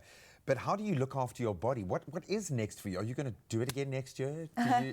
So yes, that is definitely a good point. I'm very fortunate. I'm still quite young, so I find that my recovery in between races is quick. And also, there's a lot of factors that you have to take in consideration in order to do that. It's not only just age, but so for me personally, I make sure that I don't overtrain. Even like I said, with 2 races being so close to each other, I don't recommend it actually. It's not the way to go about, and I certainly won't try and do that year after year. But so recovery for me is really the important thing. I'm going to make sure that after, like now even, I'm resting up, and I'll make sure that my body recovers 100% before I start training again. Wow, that's incredible. What an inspiration. Are you going to win the Comrades next year? Oh, here it starts again, all over again. So while I know that some people say that you're not a true champion until you've won both up and down, so I will definitely go back and try my best. Are you going to win the Comrades again next year? I'm going to try to be a real champion. You are a real champion. Come on. Cardo, Steyn, my goodness, what a way to start the Monday morning. Thank you so much for joining us. Thank you so much, guys. It's always a pleasure to join you in show. # Monday Motivation. Oh, what an incredible woman and a champion indeed. Well, now talking about champions, in order to be the first African women's team to summit Mount Everest in 2020, Alda Waddle, Lisa Gehring, Deshan Daisel and Tumi Mpahlele are training intensely for this life-changing experience. Oh, and can you imagine the training that is involved with something as big as that? And Mosa was there to see if she could catch up or keep up with these phenomenal ladies. Hello, ladies. Hello. Hi. Hello. Hi. 4 women from South Africa are preparing to make history by summiting Mount Everest as the first all-women club from Africa. I'm at the Westcliff Stairs here to meet up with the ladies as they prepare. We ready? Ready. Yes. Let's go.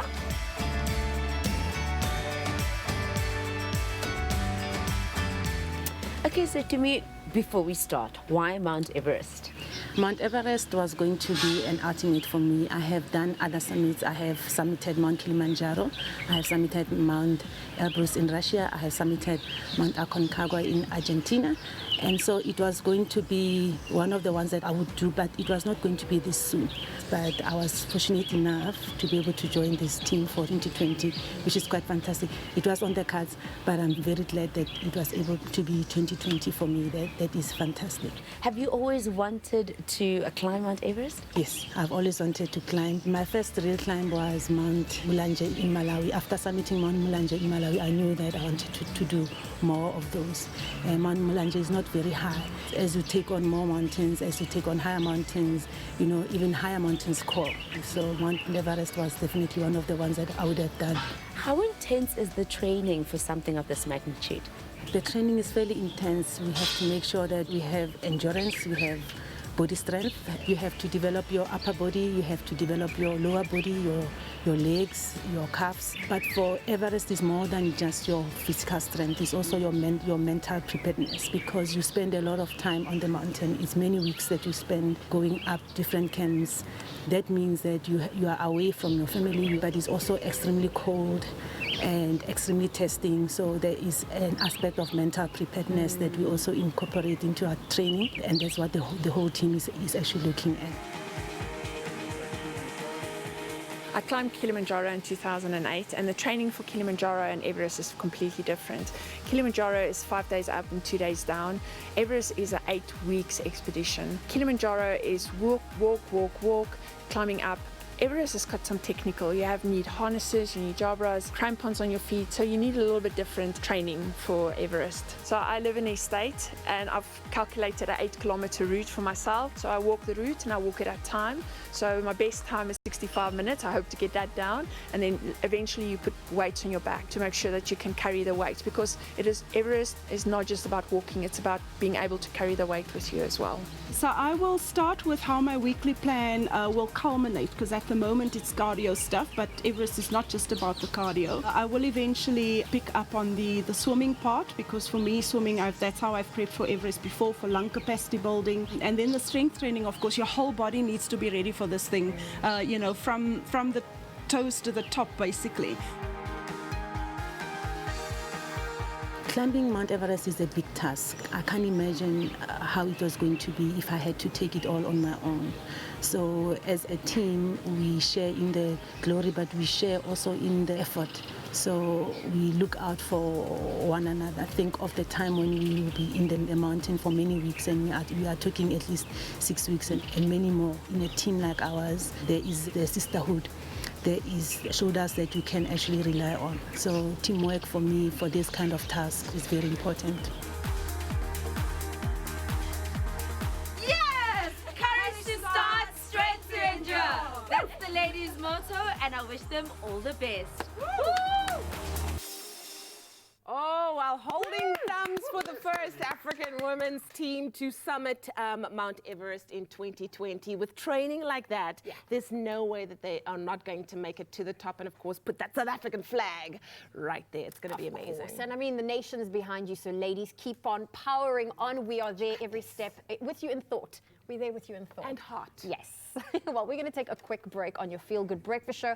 How about you go refresh your coffee cup? We'll see you in just a bit. Big or small, we've got it all. Everyone will find something at the Crazy Store. It's no wonder South Africa considers the Crazy Store the crazy fun place to shop.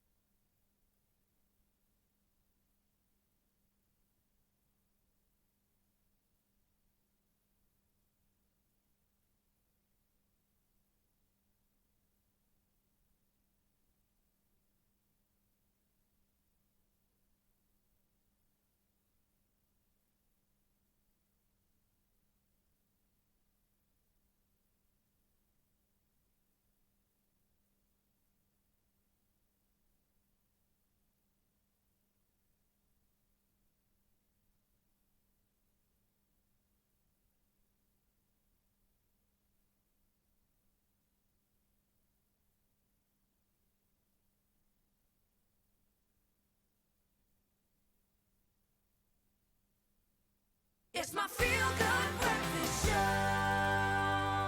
Welcome back. This is your Feel Good Breakfast Show. It is a Monday morning as we come to you live from our brand new studio. Thank you so much for joining us. And right now it's time for us to get to know our performing artists for this morning. Huang and Coco still in the studio. I can guarantee you they've been sounding amazing during the sound checks in the ad breaks, and I can't wait for you to actually hear them performing live. And I'm really, really excited. But just first, a chance for us to get to know you a little bit better.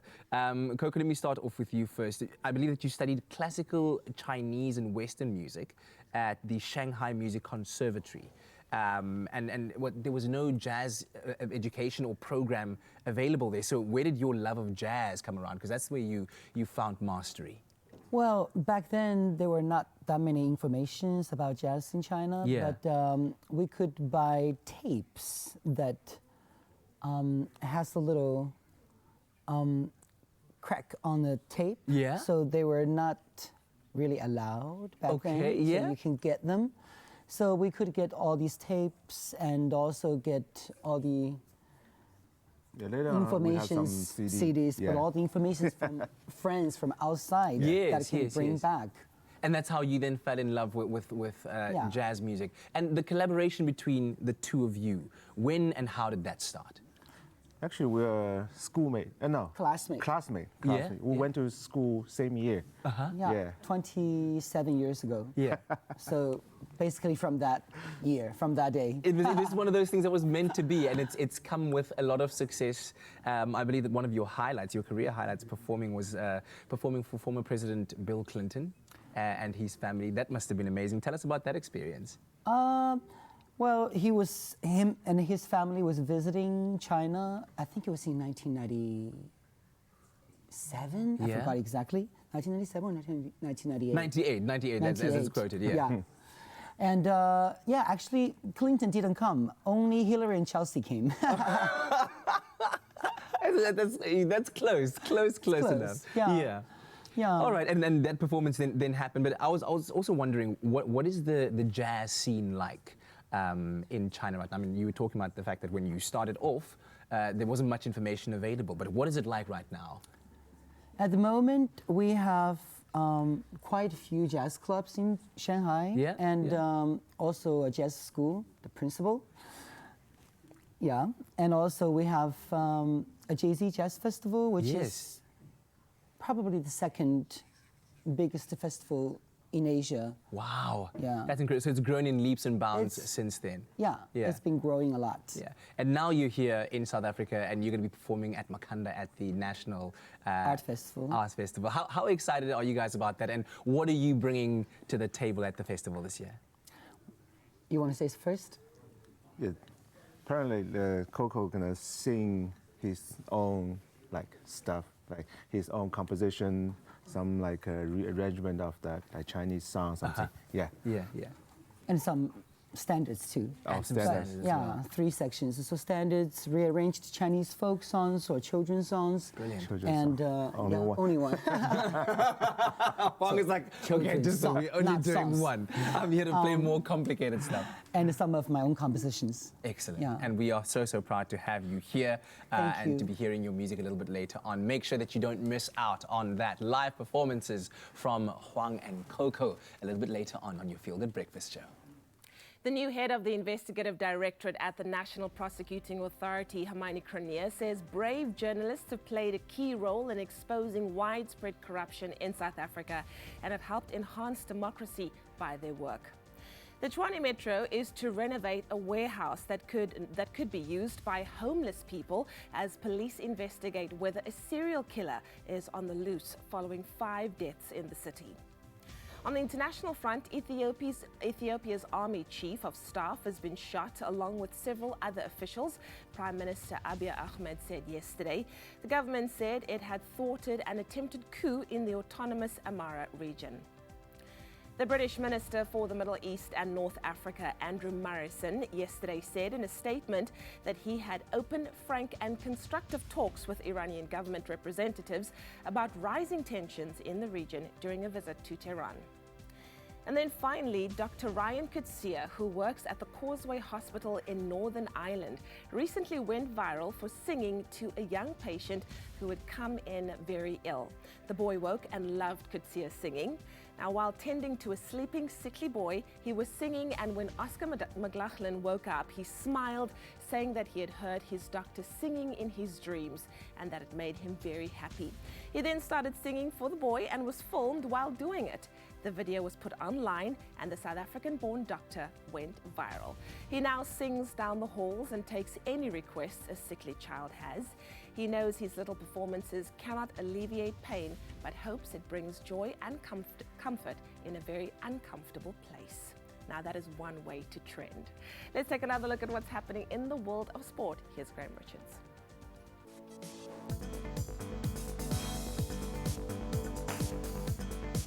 Let's get the bad news out the way first. In our Cricket World Cup action yesterday, of course, Pakistan claimed a commanding 49-run win over South Africa at a packed Lords in London, which means that South Africa cannot progress to the semi-finals. In rugby, while none of the South African Super Rugby franchises progressed, the South African junior squad did claim a bronze medal at the World Rugby Under-20 Championships after outplaying hosts Argentina 41-16 at the Racecourse Stadium in Rosario. In the world of motorsport, reigning Formula One world champion Lewis Hamilton yesterday won the French Grand Prix ahead of his Mercedes teammate Valtteri Bottas and Ferrari's Charles Leclerc. With his victory, Hamilton now claiming his 79th career win. And then if you are interested, today's Cricket World Cup action continues. It's bottom of the table tussle Afghanistan. They're taking on a much improved 6th placed Bangladesh, and that's at 11:30 this morning.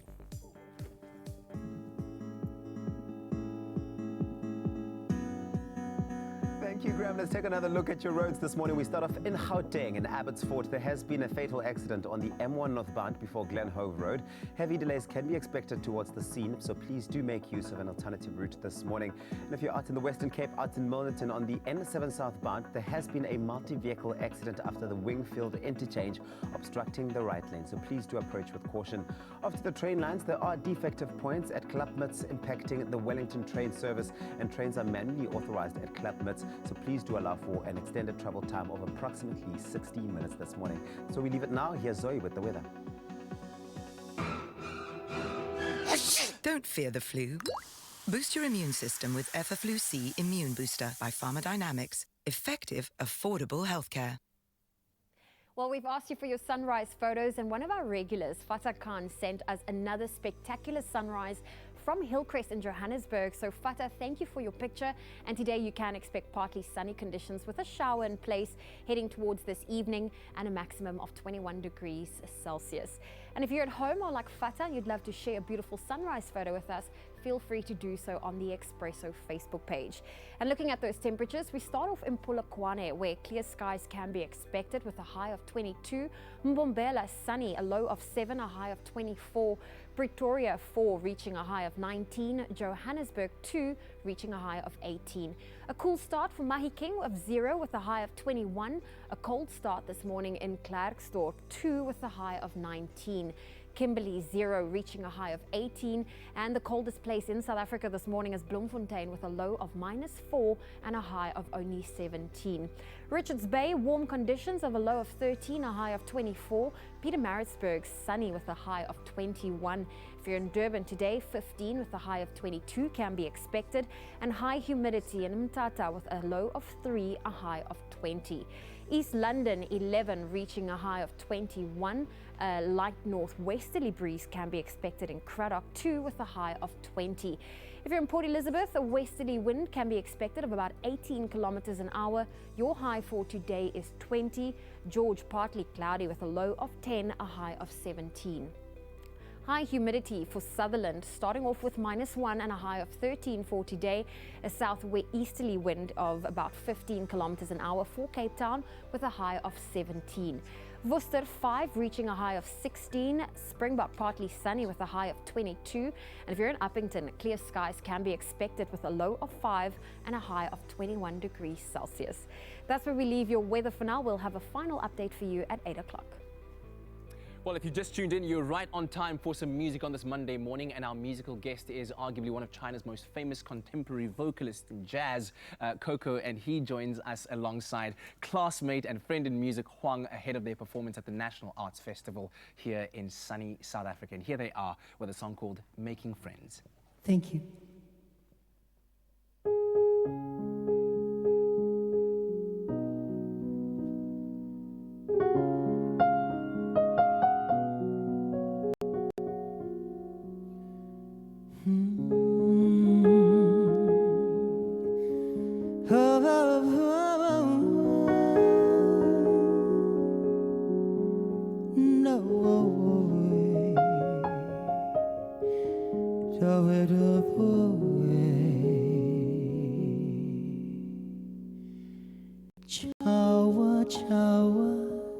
交朋友，找到一个好朋友，情歌里握握手，你是我的好朋友。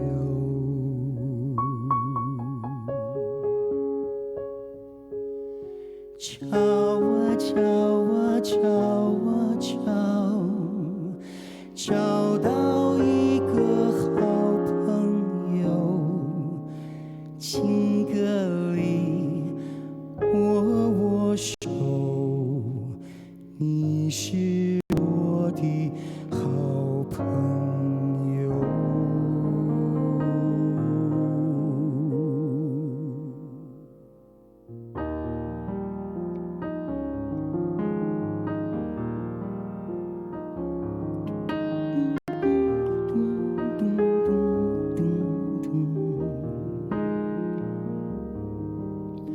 找啊找啊找朋友，找到一个好朋友，情歌里握握手，你是我的好朋友。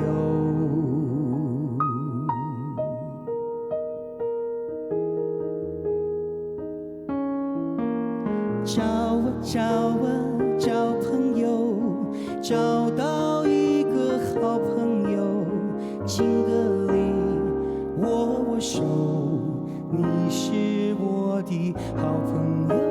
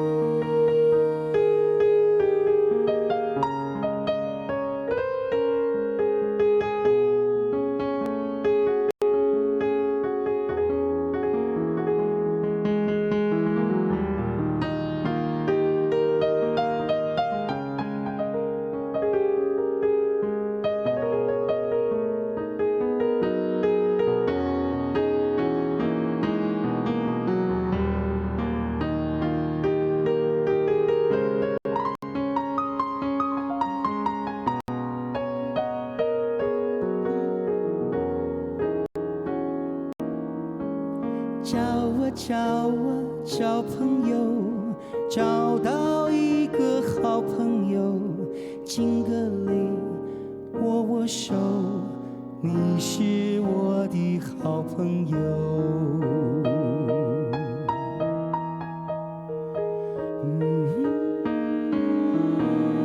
找啊找啊找朋友，找到一个好朋友，情歌里握握手，你是我的好朋友。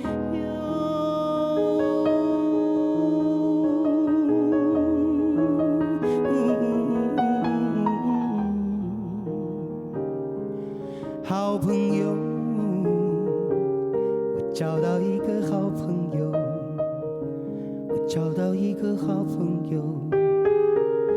不不不不不不不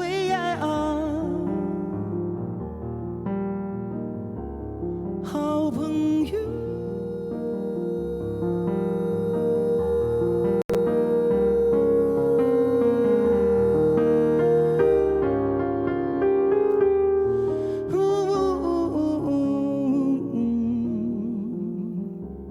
好朋友。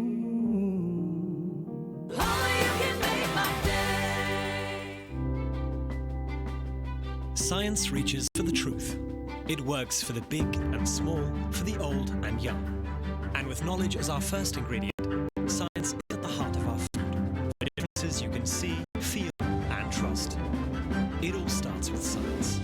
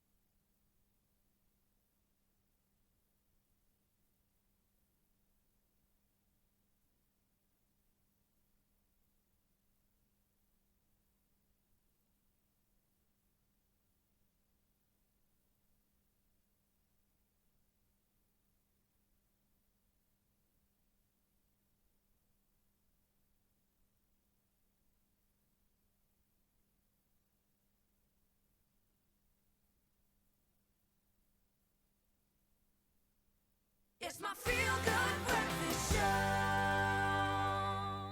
Welcome back. You're live with Expresso in our brand new home. Thank you so much for tuning in on this beautiful Monday morning. I'm trying as hard as I can to stay positive, but I think like many South Africans and fans of the game of cricket, we are feeling a little dejected, deflated, despondent. I'm going to run through every D that I can. We've brought in our all-rounder, Jeremy Harris, who's being a real gent this morning, helping me mentally process what has been an epic failure of a World Cup for the Proteas. And I hate to be negative because I am a very positive person. But buddy, this is a tough one to wrap your head around. We're a team with so much potential and we have just failed to fire.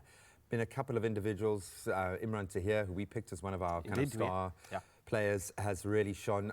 One feels, for me, my greatest disappointment is the lack of support for our captain, and my fear is that he's going to have to fall on his sword after all of this. How do you, as a sports broadcaster, wrap your head around what has happened to the Proteas at the 2019 ICC Cricket World Cup? I mean, they'll have to use that other D, and I mean, a very disappointing performance from them. Devastated, is what you're saying. Devastated, and yeah, the Ds just keep on coming. But I mean, the fact is that they did look very underdone. From day one. I mean, they really did look as if the urgency and the desire wasn't there, which is surprising and disappointing. There's another D.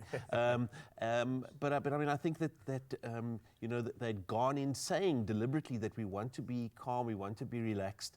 But I think that you've got to bring a certain level of urgency to a Cricket World Cup tournament, which is what we didn't do. There certainly did seem to be sort of very bad body language from time to time during games. And there were opportunities. There were certainly opportunities to... Well, about 5 dropped catches yesterday alone. Precisely, to recover from bad situations. And that's the mark of a winning team. And so, if you're not going to take your opportunities, if you're not going to, continue to put your foot on the throat of the opponent, you're going to come away with a record that says 1 win out of what, 7 outings. I think what really makes it, compounds it, to bring in the C's.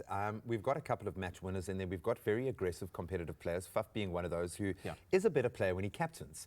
He's one of those that doesn't get crushed under the pressure of leadership. Kagiso Rabada, Imran Tahir. It just feels like on the batting front there was just no firepower. Quinton de Kock, a couple of 60s, just not there. What has been the failure? Yes, we know mental, but we kind of came close against New Zealand. It's not like these have been epic failures in each individual performance. It's just the overall. Is it purely on the psychology of it? Is Otis Gibson at fault, the team management? Where do they begin to pick up the pieces? Because we've still got 2 more games, and then these guys have to continue their careers. How do we start to turn this ship around? And Graham, I think there's a couple of questions in there, but I mean, the first thing is that, people are looking for the answers, and I think that there isn't one answer. I honestly believe that we'd gone there with the squad that on paper was as good as it was going to get. However, the big problem for me going in, and of course hindsight is a perfect science. Yeah, of course. But I mean, you go in there and you've got some injury question marks around some of the personnel. That isn't how you should enter a tournament of that nature. You shouldn't enter it with a couple of question marks over key people. And then also there were form question marks around some other people as well. So I'm thinking, when you've got a Dale Steyn who goes, and we are talking about him being 60 or 70% fit, but don't worry, he'll be fine. And we've got a Hashim Amla going, well, he hasn't scored many runs, but the cream always rises to the top. The cliches are there to be seen and used by everybody, but the reality is you've got to go there with a team that is always firing, at 150 k's an hour, and we went. One feels that maybe we were offering a swan song for some. So now, can we win any of our other matches? I mean, I'm going to say probably no.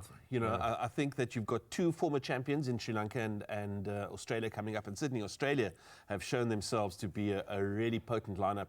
And Sri Lanka coming away with the win against the host England just the other day. Just to spice it up, yeah. I've just also put out a little sort of marker that goes, we're not here to make up the numbers. We're quite keen to make the top 4 as well, even if they don't. And I think that you've got a team there that is very brittle, very bruised, and the best thing that they could do is get through those 2 games and then get onto a plane and come home and try and work out what on earth happened. And then prepare for the deluge. Buddy, I'm sorry that I had to put you through this again, but we are loving the fact that there is some amazing cricket being played in the UK and Wales at the moment. So, support your underdog team if you want. I'm going for Bangladesh all the way up against Afghanistan, who have also showed a massive improvement over this tournament. But, buddy, we love you and we welcome you back again to cover more cricket action. But you can let us know. Maybe you want to share a message of support for Faf and the Proteas and try and turn that psychological game around for our country at this critical phase.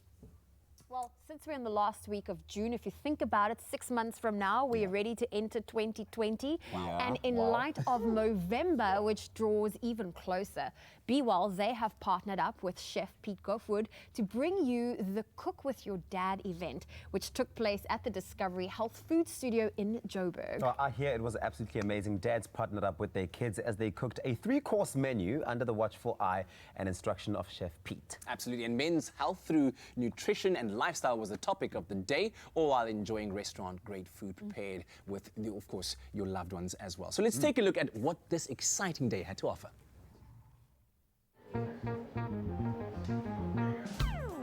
A very few things in life are as rewarding as spending time with a loved one, or just the sheer pleasure and simplicity in a home-cooked meal. BeWell has combined the two and created the Cook With Your Dad event happening at the Discovery Healthy Food Studio in Sandton, Johannesburg. The focus today is men's nutrition and health, and to lead the chat is celebrity chef Pete Goffwood. But the Cook With Your Dad event is more than just cooking. It also focuses and highlights the parent and child relationship and just what sheer pleasure and enjoyment comes out of it. Please tell us more about the Cook with Your Dad event and where the inspiration behind it came about. So for us, it was important to be able to get the family unit just for an event around Father's Day to really engage. You know, the pressures of life don't always allow us to do that, and this is an opportunity to get the families to connect behind the age-old tradition of cooking a meal, and normally in the kitchen is where those conversations are taking place. Heading today's event is a culinary wizard and world-renowned chef Pete Goffwood. A lot of people don't know that he's actually a cancer survivor and an advocate of conscious eating to ensure longevity and to prevent health problems in the future. Chef, it smells absolutely amazing. Can you tell us more about today's menus? Okay, so the first dish was our starter, which was the homemade pasta. We did tagliatelle, and we've done a puttanesca sauce, which is just a saute of tomatoes, fresh basil, capers, anchovies, and olives. And then we followed that up with a chili and lemon chicken, which we did on the braai. And that we serve with a lovely lentil salsa, lots of fresh herbs. And then to finish off the dessert, we pear poached in a little bit of vajou with some naartjie peel and some star anise. And then we stuffed that with a little bit of dried figs and some gorgonzola cheese. Chris, what are you doing here today? I'm assisting Pete, who's the real chef. Him and me work together quite a lot. So I'm here more just to add a little bit of entertainment, a bit of laughter. So a lot of people think that mothers should be the ones that are in the kitchen and cooking. What are your thoughts on parental responsibilities? In my house, I do most of the cooking. So my wife is a foodie, she loves it, but I also enjoy it. So I think it's whoever's better at it, whoever enjoys it more. Who cooks between you and your kids? Who wears the chef's hat in the kitchen? My kids are still very young, so they help me to cook. They're amazing at it, and they're very enthusiastic helpers. So right now they help me, but sometimes it's easier if they don't help, but still it's fun to cook with them. It's a nice way to bond with your kids. Hi, you guys look like you're doing an incredibly amazing job. What are you cooking here today? Gee, that's a great question. We're just following the recipe, and we're trying the best that we can to make sure you don't mess it up. And who do you think is the best cook in your family? Jeez, I don't really cook, but if I did, I know it would be me. And how has cooking with your daughter been? I think it's marvelous. She's my favorite daughter. She's also the only one, but still my favorite. All our guests here today will stand a chance to walk away with one of 3 Be-Well hampers filled with an arsenal of ingredients fit for a chef. It will definitely make sure that the parent and the child cook together for a long time. For me, the experience was really about enjoying food and also enjoying cooking with people. Yeah. And how do you feel about the prize that you won here today? My dad's gonna really love it. The harmonica and the socks. I mean, what else does he need? Yeah.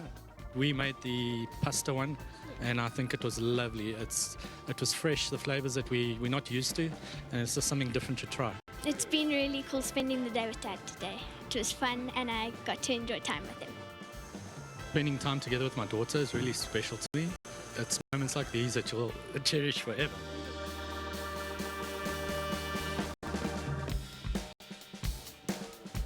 We at the Men's Foundation in November, we've realized that the fact that men have got a 6-year less life expectancy than women, we're about men living happier, healthier and longer lives, and dads are an important part. You know, dads are men, and getting them to live longer lives is important.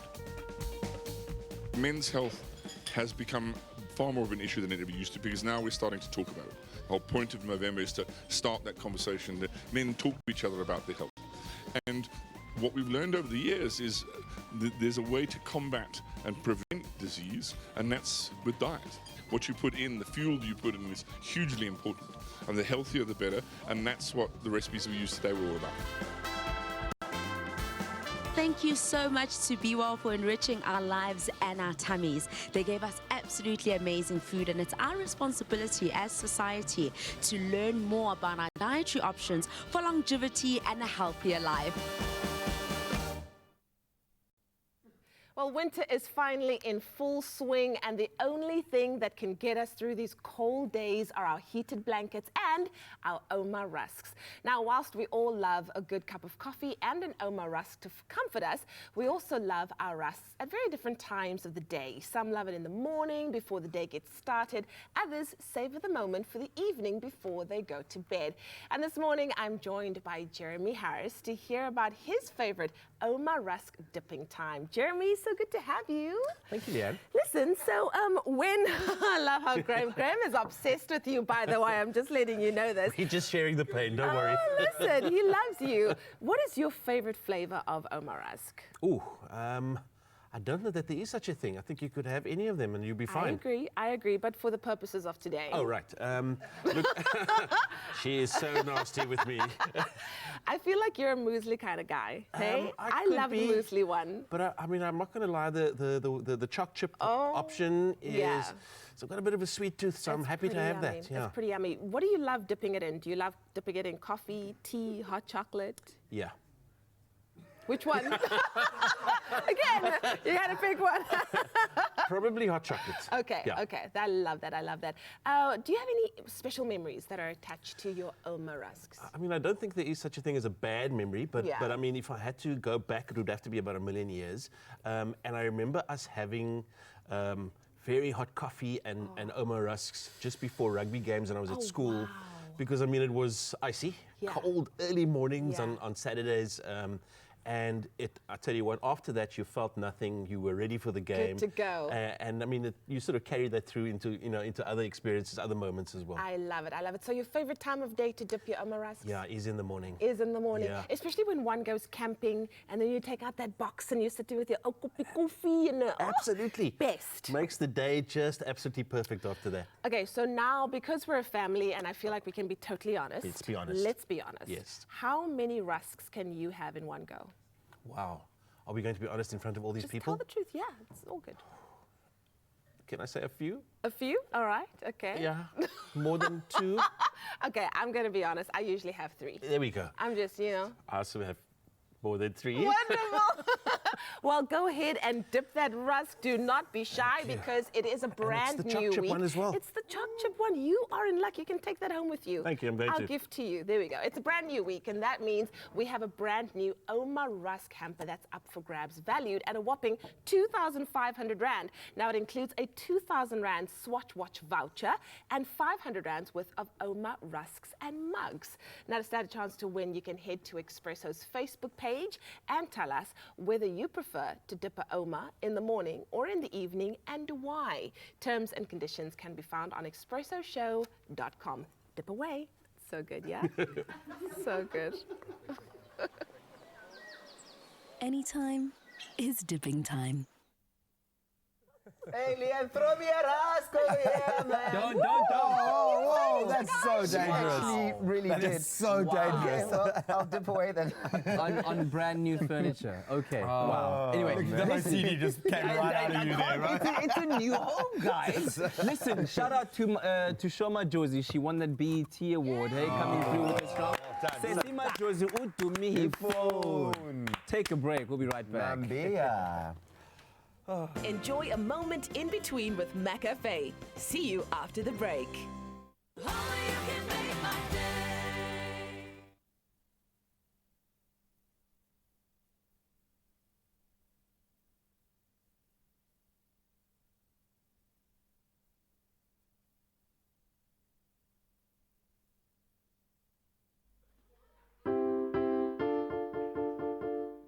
Check, check, check.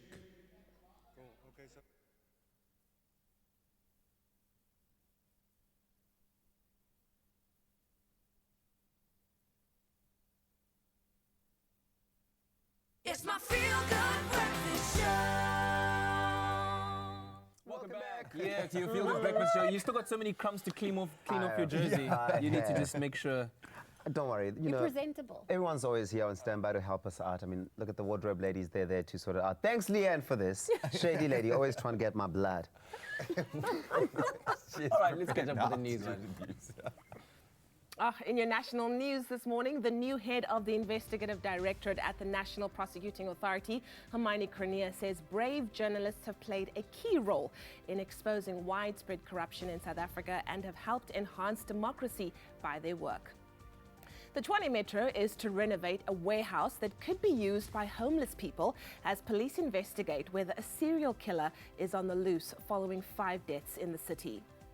On the international front, Ethiopia's army chief of staff has been shot along with several other officials.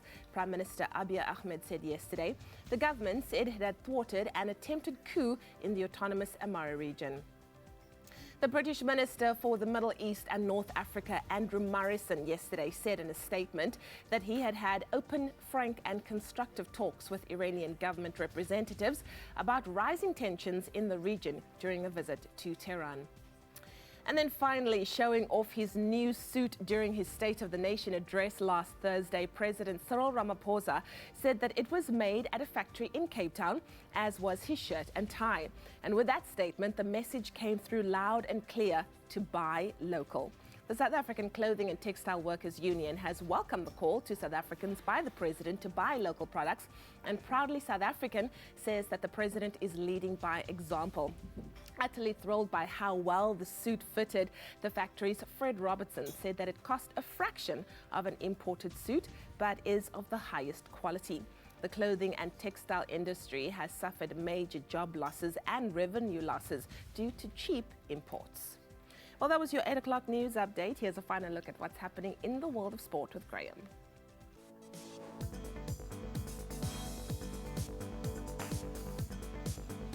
Let's kick it off with the bad news first. It's game over for the Proteas in our Cricket World Cup action yesterday. Pakistan claiming a commanding 49-run win over South Africa at a packed Lords in London to make sure that they will not progress to the semi-finals. Then on the rugby front, while none of the South African Super Rugby franchises progressed to the semi-finals, the South African junior squad did claim a bronze medal at the World Rugby Under-20 Championships. That was after completely outplaying hosts Argentina 41-16 at the Racecourse Stadium in Rosario in Argentina. Then on the motorsport front, reigning Formula One world champion Lewis Hamilton is looking unstoppable at the moment. He won the French Grand Prix ahead of his Mercedes teammate Valtteri Bottas and Ferrari's Charles Leclerc with the victory. Hamilton now claiming his 79th career win. Then throwing forward to today's Cricket World Cup action, we've got bottom of the table Afghanistan taking on 6th placed and probably the most improved team in the competition, Bangladesh, at 11:30 this morning. Thank you once again to all of our sporting guests this morning, but that's a wrap of your sport for today.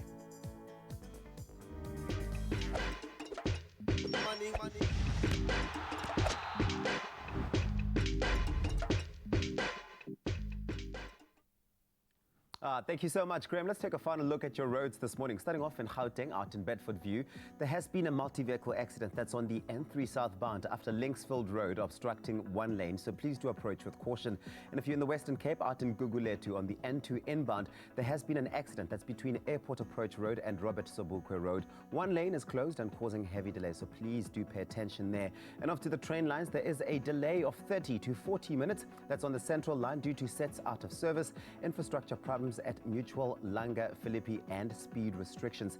And that's where we leave it for this morning. Here's Zoe with a final look at your weather.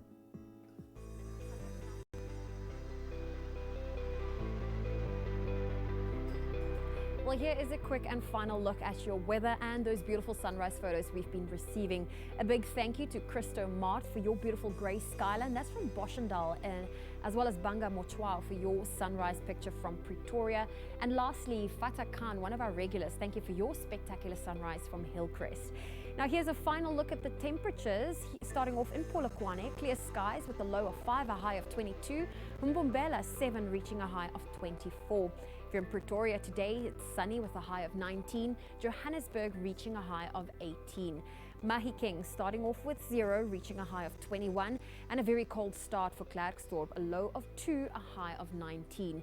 If you're in Kimberley, 0 with a high of 18. And then an extra cold start in Bloemfontein, a -4 with a high of 17. If you're in Richards Bay today, warm conditions of a low of 13, a high of 24. Pietermaritzburg, sunny, a high of 21. If you're in Durban, 15 with a high of 22 can be expected. High humidity in Mthatha today with a low of 3, a high of 20. East London 11 with a high of 21. A light northwesterly breeze for Craddock today, a low of 2 with a high of 20. If you're in Port Elizabeth, a westerly winds of about 18 kilometers an hour can be expected with a high of 20. George, your low is 10, your high 17 for today. High humidity can be expected in Sutherland, a low of -1 and a high of 13. Cape Town today, a low of 12 with a high of 17, as well as a southeasterly breeze of about 15 kilometers an hour. Worcester 5 reaching a high of 16. If you're in Springbok, partly cloudy with a low of 3, a high of 22, and clear skies in Uppington, a low of 5 with a high of 21 degrees Celsius. That's where we leave your weather this morning on your Feel Good Breakfast Show. And if you have a beautiful sunrise photo you'd love to share with us, feel free to do so on the Expresso Facebook page. So Smuda, all of this for $1 monthly fees. Money.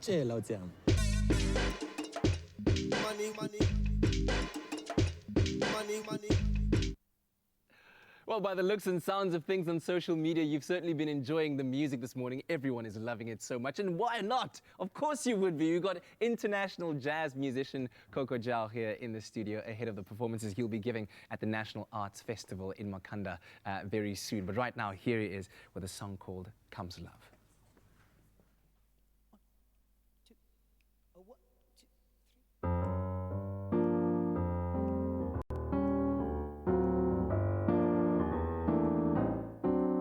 Comes a rainstorm, put your rubbers on your feet. Comes a snowstorm, you can get a little heat. Comes love, nothing can be done. Comes the fire, you just know what to do. Below a tire, you can get another shoe. Comes love, nothing can be done. Don't try hiding, 'cause there isn't any use. You just start sliding when your heart turns on the juice. Comes a headache, you can lose it in a day. Comes a toothache, see your dentist right away. Comes love, nothing can be done. She do did it, did it, did it, did it, did it, but with the body, the did, did, did, did, did, did, did, we body, did, did, did, did, did, biddy, body, did, the bit of way, biddy, did, did, did, did, body leap, body, did, did, did, biddy, body.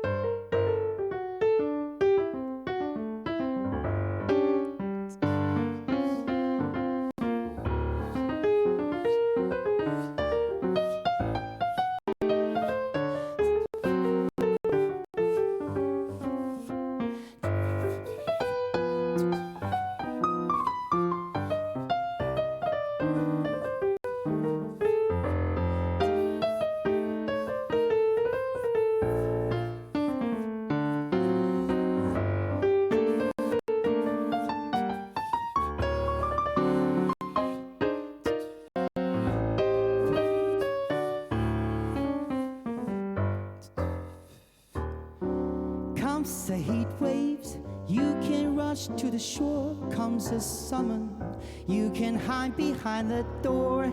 Comes love, nothing can be done.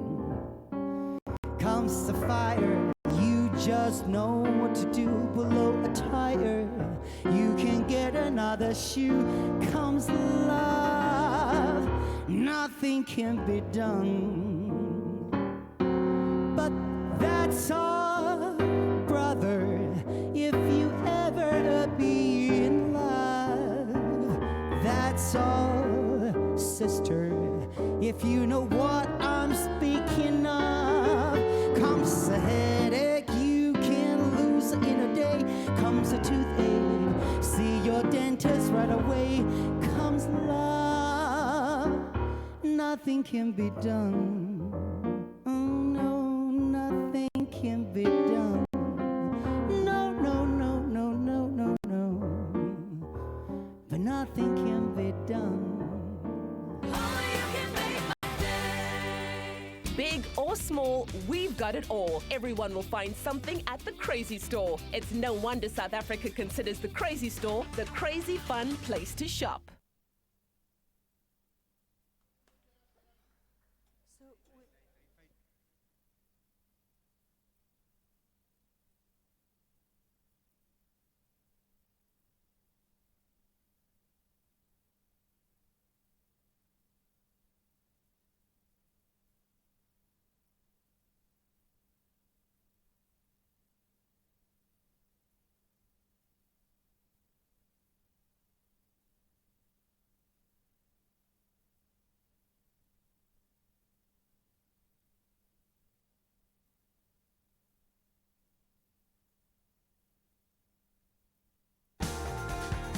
To book your stay with SA's coolest hotel brand, visit protea.marriott.com today.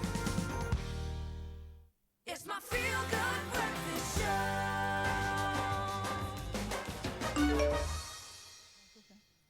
Welcome back to your Feel Good Breakfast Show. It's Expresso right here on SABC3. And if you've just joined us, we're celebrating our brand new studio, and it is absolutely incredible. But one thing that stays the same is that Mondays is all about relationships. And the beginning of a relationship is usually the period when you are most trying to impress your new partner. And your habits related to fitness and health may change during this time. That's right now, but as things progress, our weight and bill of health may change, and this may require your partner to make some lifestyle adjustments that they will need to, will need some support with. Today, the question we are asking is, how would we talk about weight and our health with our partners, and how is the best way to support them through this critical lifestyle change? Dr. Eve, she's in the building to help us discuss this hot topic, and we'd love to hear your questions and your comments as well. So head on over to our Expresso Facebook page, drop us a comment on the post that we've got, and we will happily engage with you live right here on your Feel Good Breakfast Show. Hello. Dr. Eve. Adjusting Yeah. to all the newness. What do you think of our new set? It's gorgeous. It feels very professional. And nice and very big. elegant. Spacious. Very, spacious is the word. Very lovely to be here. Yeah. Now we need to get a little intimate. Huh? Definitely. Yeah. And Dr. Eve, when it comes to, relationships, I know some partners, we use the term let themselves go. But when it comes to weight, why is it always such a topic of discussion for society? People are always interested in, you've gained weight, you've lost weight. I think at the beginning of a relationship, when there is a weight concern, if one person is uncomfortable with the other person's weight, there is a silence around it, and we don't say anything. I'm hesitating around the word weight because I really don't like it. Yeah. I think what we need to be referring to is lifestyle. Yeah.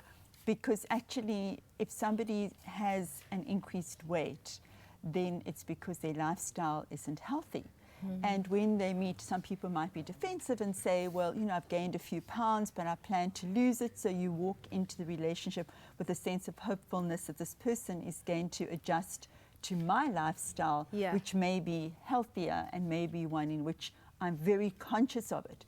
So I think that that's a red flag that people do need to note right at the beginning of a relationship, that if this person is not living the same healthy lifestyle, has it as a value, it's something you do need to be aware of, because people don't change. I always looked at it in the other way. Is you know, a lot of my friends that I know they're very health focused. They go to the gym, and the minute they're in a new relationship, people tend to start getting a bit rounder. Why?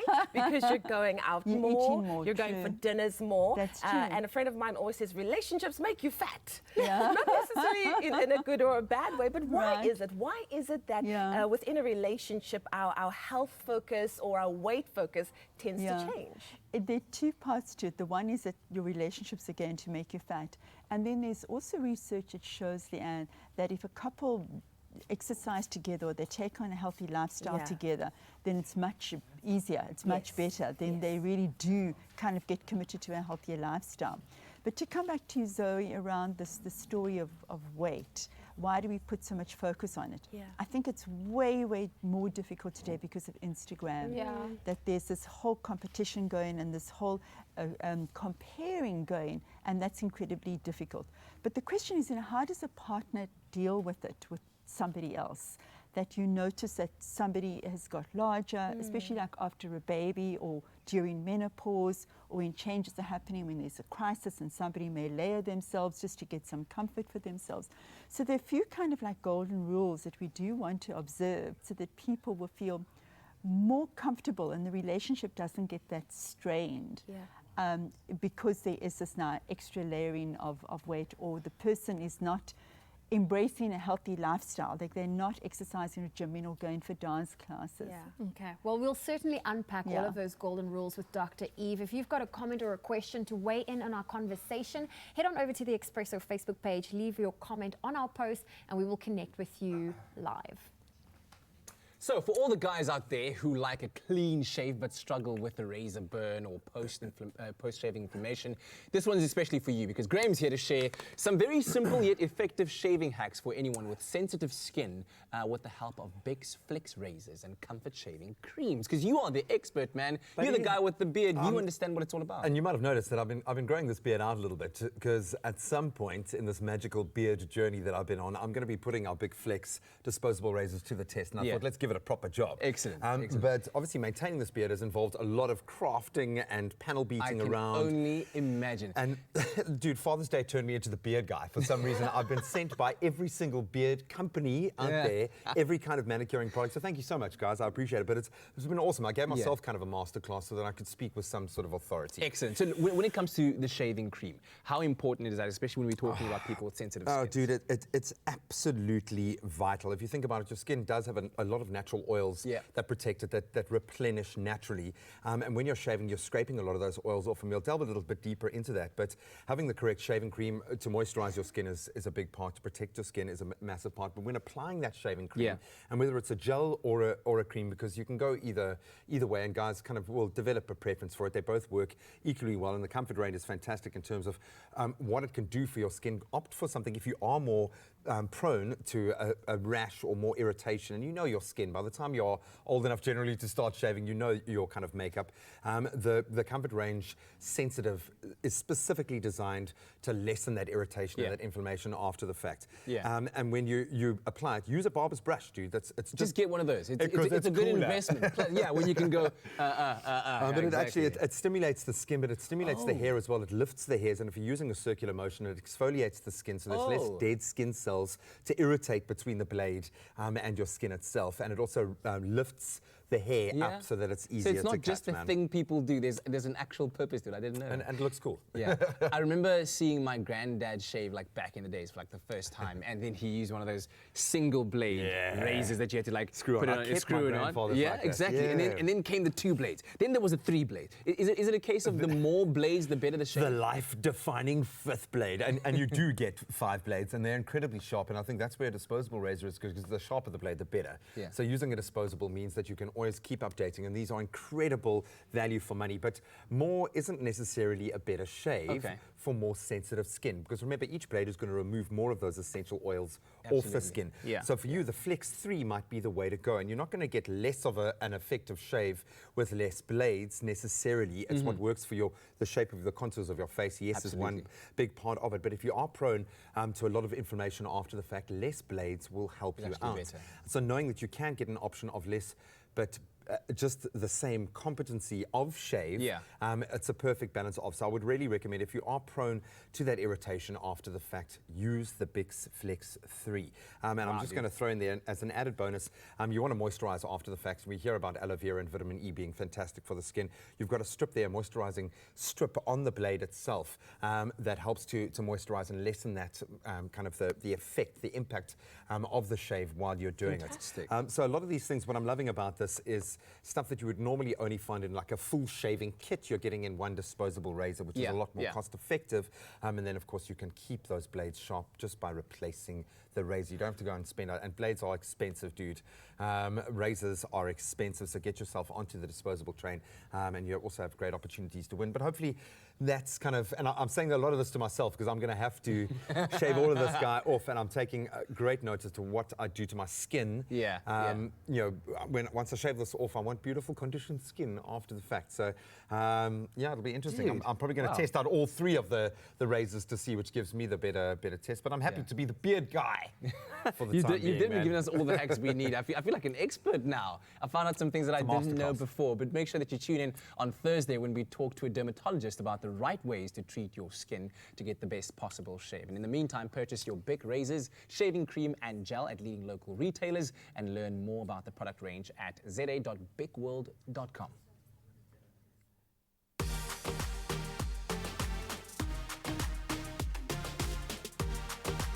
Master your look with Big Flex.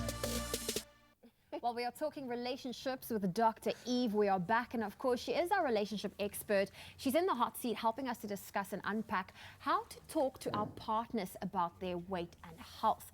Now, we would love to hear your questions and your comments, so don't be shy. Head on over to our Expresso Facebook page. Drop us a comment on our post, and we will happily engage with you live here on your Feel Good Breakfast show. A very interesting topic, Dr. Eve. Especially, I mean, you know, you sometimes compromise going to the gym to rather spend time with your partner. So you start to neglect yourself in order to spend more time with someone else. Hence, you often pick up weight, or your lifestyle changes essentially. Oh, I would really, I feel, I can't even speak around that you're going to give up gym to be with the person. You kind of have 1 hour at gym, so that's not giving up time to be the person. I'm going to pick up on something that Graham said earlier on as we started the show. He said he knows one thing, is just never talk to a woman about her weight. And I have to agree with that. But let's look at some of the do's and don'ts of how to approach this very delicate conversation. And it does seem to be leaning towards women. It's not always like that. There are often times that equally where women are feeling as uncomfortable with their partner's weight, whether it's woman to woman or woman to male, in a heterosexual or homosexual situation. So first thing is, please don't shame your partner. Don't say things like, I'm no longer attracted to you because you're carrying weight.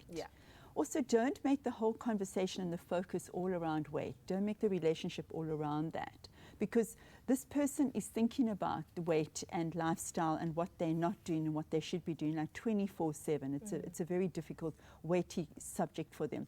Don't allude to it by making comments around food. Don't monitor what they're eating. Don't bring in, this is a new diet, or here is a nutritionist that I'm going to be sending you to. Your job as the partner who is uncomfortable, and I'm stressing that, is to take care of your own anxiety. This is your own stuff. You have to leave your partner to take care of their stuff. Now, it could be that this is a very important value for you. I mean, for myself, it's like probably a #1 value in my life, to have a healthy lifestyle. And it doesn't fit in well to have a partner who doesn't value that, because it would be like we have different values, and that will be extrapolated into other areas of our lives as well. But it's not something you should be nagging a partner about. This is your issue. I can't be nagging a partner to be following my lifestyle or doing things that I do. It's just not going to be workable or fair to the partner. Well, Dr. Eve, what do you do in the instance where you're genuinely concerned for their health? And it's you're coming from a place of, you know, concerning if it reaches a certain level. How do you then approach that topic? So we want to shift the conversation into the more nuanced, into this is not about weight. This is about your health. And I think it's kind of a euphemism, Zoe. I think that we kind of feel it's better to talk about health when it is about weight as well. I think the important thing to remember is when we talk about health, we are not saying specifically, this is about your weight. If it's coming from a kind and respectful place, we're saying that this is about my concern around your well-being. And it's important to know the difference between weight and health. When we talk about health, we're talking about what's called numbers. Now, numbers mean what is your cholesterol number, what is your blood pressure number, what is your sugar level. Those are the health issues that we're talking about. And so it's easier to talk about that when there's an escalation of those numbers rather than your waist size or your weight. I think the person would be much more likely to listen and take cognizance And just around because that. you're skinny doesn't necessarily mean that you're healthy Just either. get rid of scales. We really do not want scales. Get them out the way. We are talking Yeah. about relationships, we are talking about health, we are talking about weight, and how all of those play a role in how you see your partner and how the two of you interact. You can let us know how you feel about this topic on our Facebook page. We put up a lovely post there. And of course, we will be back with our relationship expert, Dr. Eve, after this. What does it mean to be the face of ponds? A few words come to mind. Empowered. Glamorous. With new opportunities. And if you think you have what it takes, simply enter by purchasing any Ponds product and visiting faceofponds.co.za to upload your photo, your bio, and the last 4 digits of your product's unique barcode. I am the face of Ponds. Are you?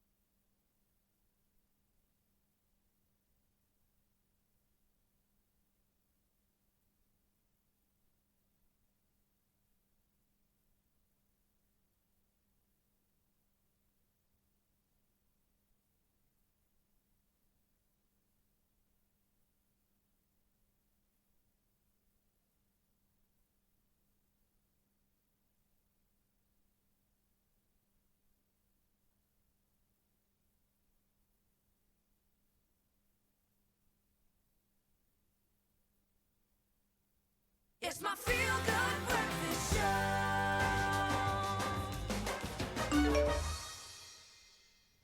Welcome back to your Feel Good Breakfast Show. It's Expresso right here on SABC3. It's Relationship Mondays. We're chatting to our relationship expert, Dr. Eve. It's all about relationships today and weight within a relationship. You know, when a couple starts seeing each other and start dating and we're going out more and, you know, you start picking up a little bit of weight along the way. How do you broach the topic of a partner that is carrying a bit more than what you feel is good for them? Of course, there are a myriad of ways, and we gave you a few options on our Twitter page with regards to that. That's right. So we've put up a poll, and this is what you had to say. 15% says, I'm not attracted to you.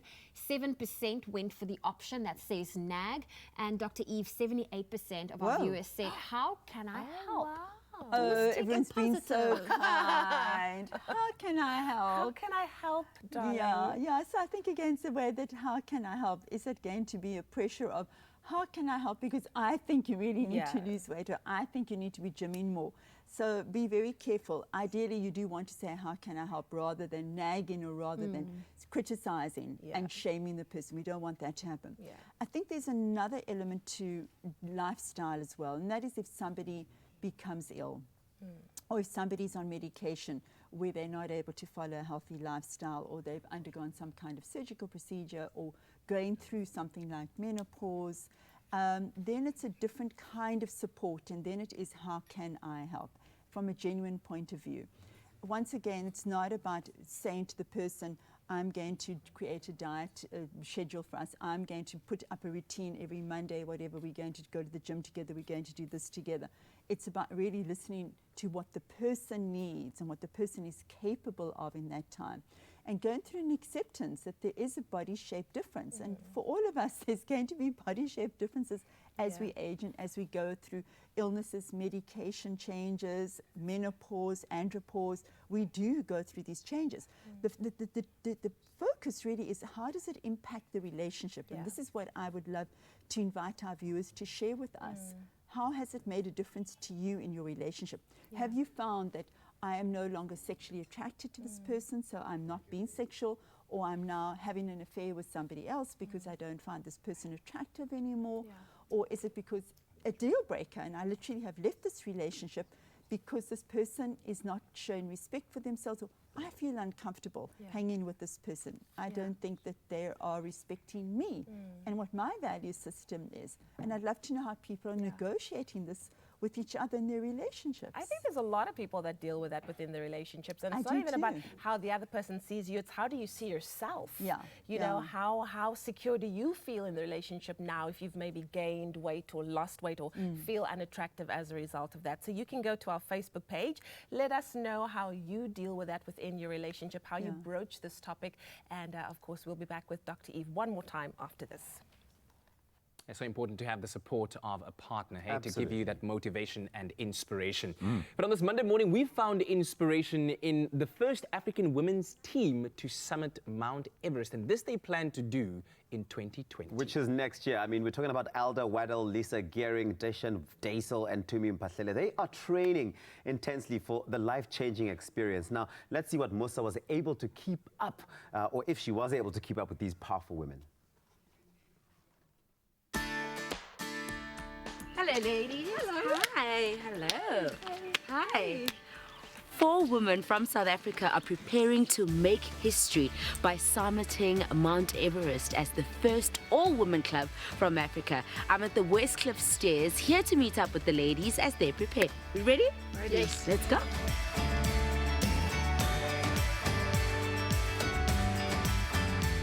Okay, so to me, before we start, why Mount Everest? Mount Everest was going to be an ultimate for me. I have done other summits. I have summited Mount Kilimanjaro. I have summited Mount Elbrus in Russia. I have summited Mount Aconcagua in Argentina. And so it was going to be one of the ones that I would do, but it was not going to be this soon.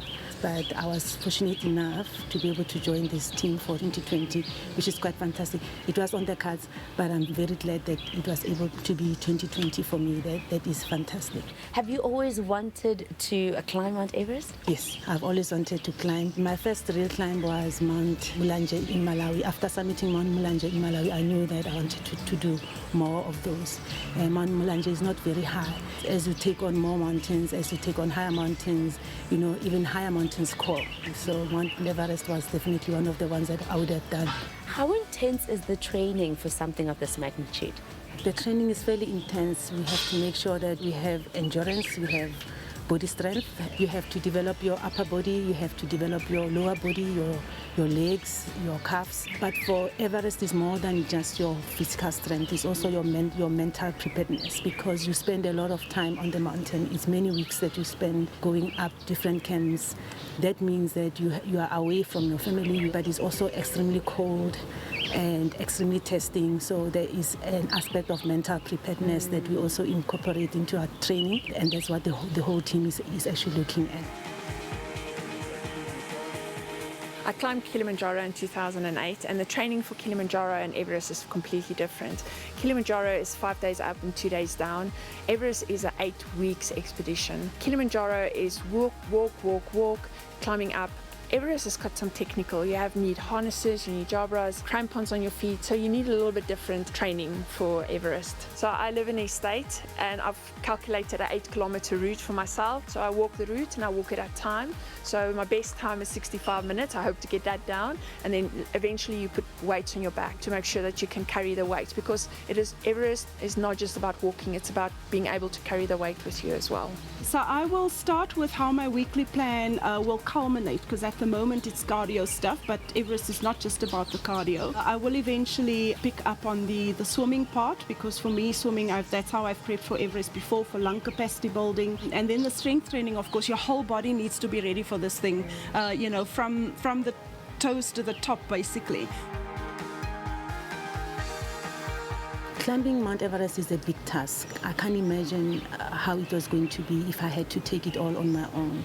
So as a team, we share in the glory, but we share also in the effort.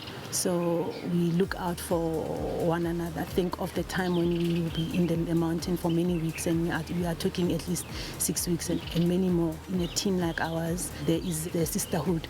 There is shoulders that you can actually rely on. So teamwork for me, for this kind of task, is very important. Yes! Courage to start, strength to endure. That's the ladies' motto, and I wish them all the best. Woo! Oh, well, seeing those ladies exercise, it fits in well with our topic today with Dr. Eve. Yeah. And Dr. Eve earlier mentioned that it's not about putting the focus on someone's weight, but rather their health. Yeah. And Dr. Eve, Leanne had a very interesting scenario when it comes to, the relationship types. Yes. Yes. Well, the scenario that I mentioned to Dr. Eve during the break was I wanted to know about the whole concept of a feeder within a relationship. And I've come across this a few times where one particular person in the relationship is insecure.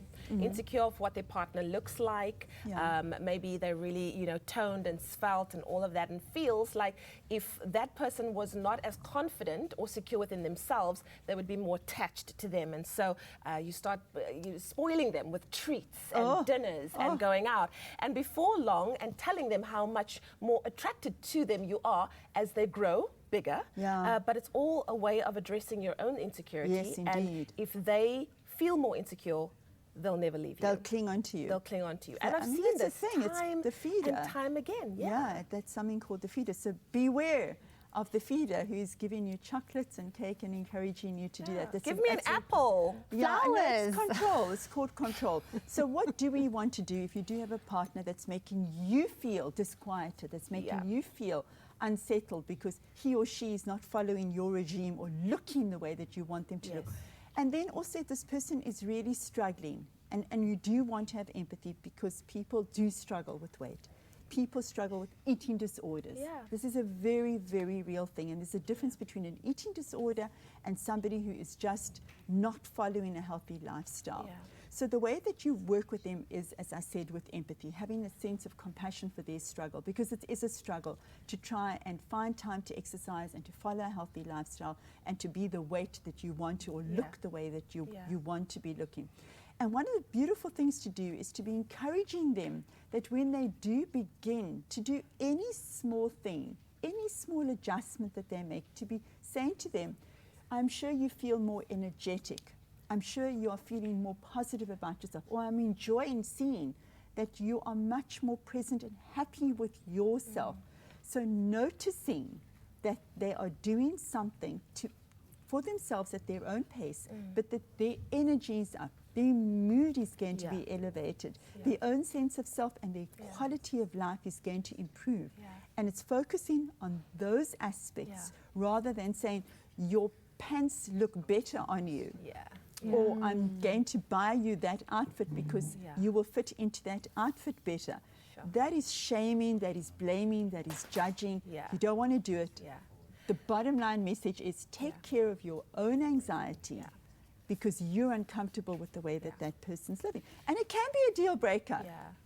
I mean, tell us on Facebook, is it a deal breaker? Have you ever done that as a deal breaker? Because the person no longer was attractive or wasn't following a healthy lifestyle that was in line with your lifestyle. And also that age-old question of, does this jeans make me look fat? If you're not ready for the answer, don't ask the question. That's how I feel, because I feel like every man on the face of the planet dreads having to answer that question, because there's no right and there's no wrong. I'm going to throw it back to women and say, please never ask that question. Don't ask the question. Don't ask the question. Because you already know the answer, actually, when you're asking it, I think.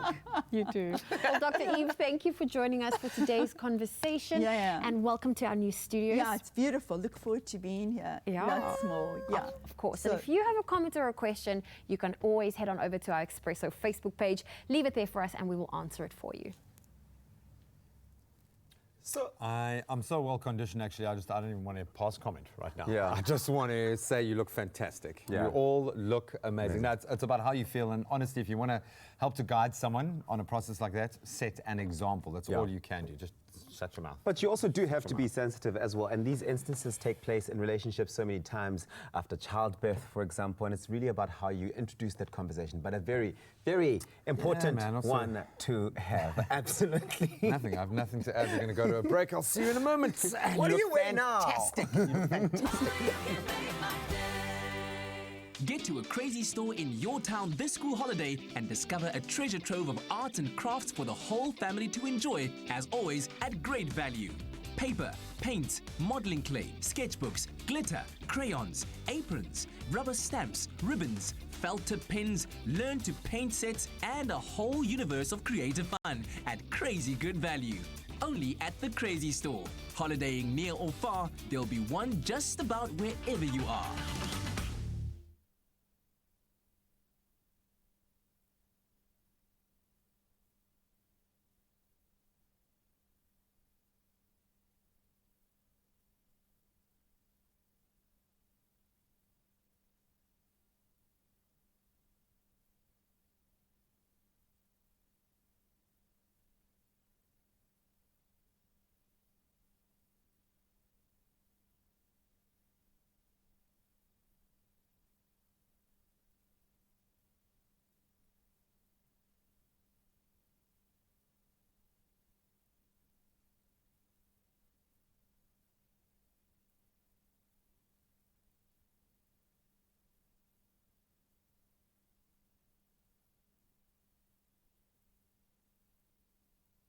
It's my feel-good breakfast show. Welcome back to it. It is your feel-good breakfast show, Expresso, live right here on SABC3. Thank you so much for choosing to wake up with us this morning. It's a beautiful Monday. It's the start to what's hopefully going to be an amazing week for everyone. Now, it's time for us to reveal. We asked you this question this morning, if you could guess who celebrity is for the morning. So she's a South African long-distance athlete known for her great running style and smile. She won the 2019 Two Oceans Marathon and the 2019 Comrades Marathon, and she smashed the women's record when she won her first Comrades. Can you guess, or could you guess who it was? Well, there's that picture there, and hopefully you could make out who we're talking about just from the clues. But here's some of the comments that have come through. Siam Tandam PC says, is it somehow Gerda? Is Gerda related to Dale? We'll find out. And Martha Francis says gets a stain. I'm sure she meant Gerda Stain. Franklin Williams says Gerda Stain. Jocelyn Aronson says whoop, it's at Gerda Stain. Marcia Dutoy says Gerda Stain. Comrades 2019 and hashtag Marathon 2019. And the correct answer is, it is of course Gerda Stain, a beautiful person all round, hugely talented, but also that amazing feel-good smile that she gives. Thank you so much for playing this weekend. There's a glass and a half in every one. Now, we certainly all know that one small act of generosity has the power to create a ripple effect. It can spread kindness from one person to another until your good deed touches the lives of complete strangers. Now, Cadbury Dairy Milk is tapping into this idea by giving you the opportunity to spread your generosity to millions of orphans who sadly don't get to experience some of the smallest joys. It's something as simple as having a toy to play with. Now, you enter the Little Generosity Shop where you can help out. The Little Generosity Shop is giving us the chance to make a difference in the lives of as many children as possible by collecting toys, books and games in exchange for a yummy Cadbury Dairy Milk chocolate. And this morning we have Dr. Eve who's ready to make her donation to our Little Generosity Shop. What do you have there, Dr. Eve? Is this a llama? That is a fluffy llama. Is this a llama? Well, I tell you why I really, really like it, because I can't stop feeling it. Yes. And when you are an orphan, you don't have a lot of touch and you don't have a lot of cuddles and you don't have a lot of softness. And a child absolutely needs to have some kind of sensual experience. Absolutely. So this is going to be a very comforting experience for a child to be able to cuddle this and have this as their person.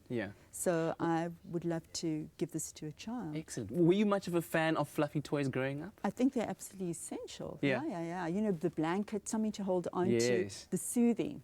And this is going to be a very beautiful, soothing experience, you know, very important because of the sensuality of it. And how do you think that we as South Africans every day can continue to just extend generosity to our fellow South Africans, to our fellow community members? To have an awareness, to have an awareness of small deeds that we can do to people all around us, and to have a consciousness around how we can go about doing it. Absolutely. So yeah, whether it's through gift giving or just donating time, I think that those things are very important. Plus the scarf matches with your dress, which I is know, absolutely isn't that fabulous? cool. And it's Gay Pride Month. There so we go. Here we are. There We're we kind go. of celebrating diversity as well. Excellent. Every child deserves to have some kind of kindness and smoothness in their lives. Thank you very much. So you can enter your donation right in there. Thank there you you. go.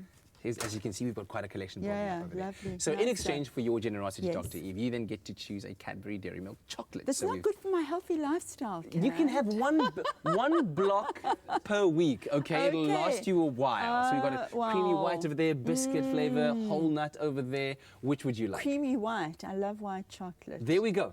Do I grab one? You can grab one, I feel and that like is I'm all being very yours. And spoiled. you are Thank being you. spoiled because That's you're so such a delicious. sweetheart. But like I said, you can have it for the entire next. I mean, how many blocks are there? I 3 don't know. times 6, Yeah, I'll probably 18 give blocks. it to my grandchild or something. But yeah. You are spreading kindness and generosity all around. Thank you very much, Dr. Eve. Now, Cadbury Dairy Milk is bringing the Little Generosity Shop to Durban on the 25th of June and then Cape Town on the 19th of July. So join them in spreading the generosity and donate a toy, or you can go ahead and visit www.cadburyglassandahalf.co.za for more information. And also follow them on Facebook at Cadbury Dairy Milk SA or at Cadbury_SA on Twitter and Instagram. Always use the hashtags #glassandahalf and hashtag the Little Generosity Shop to keep up to date on how and where you can make your donation of pre-loved toys, and go out there and spread a little generosity. There's a glass and a half in everyone. It's been so beautiful to see how people have interacted with the little shop of generosity across the country. I'm seeing on social media people always posting the loved toys that they keep donating. You guys, have you handed in your pre-loved toys? I actually have a whole ton. I really, really Yeah. do, which I'm going to hand into the Little Generosity Shop. I love how you switch things The up a little bit. little shopper. I was waiting for you to say. I'm like, whoa, wait for it. Guys, now we've taught Jack how to give presents now, and it's the most cute thing. Now he just runs around putting things inside other things to give you presents the whole time. But it's such a beautiful thing, man. And trust me, you do have a toy that your child doesn't. They only need about 3 or 4 toys at any given moment. They don't need everything. Just need a box. Yeah, But also honestly, when a they stick. get to understand why they're donating that toy and where it's going, it really is good to see Don't you everyone get dare hand involved. in a stick or a box, though. You give something that is awesome and beautiful. That's going to be appreciated. Yeah. 2 toys. We'll see you in a mo. Cadbury Dairy Milk shines a light on the generosity alive in each of us. Bring your old toys to any of the Cadbury Dairy Milk's pop-up Little Generosity shops in major centres this winter and receive a slab of Cadbury Dairy Milk chocolate. Get to Durban's Gateway Mall Little Generosity shop from the 25th of June until the 8th of July with your toys, and let's inspire a little more Cadbury Dairy Milk goodness in the world.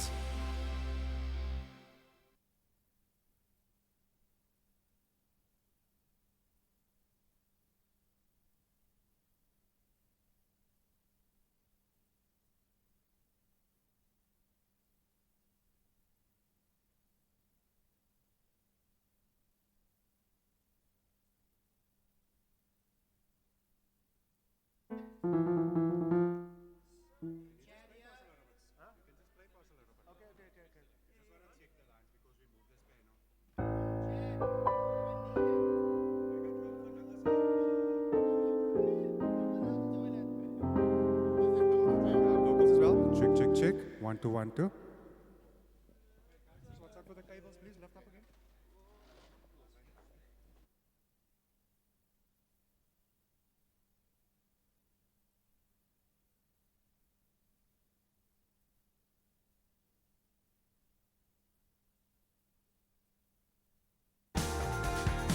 To book your stay with SA's coolest hotel brand, visit protea.marriott.com today.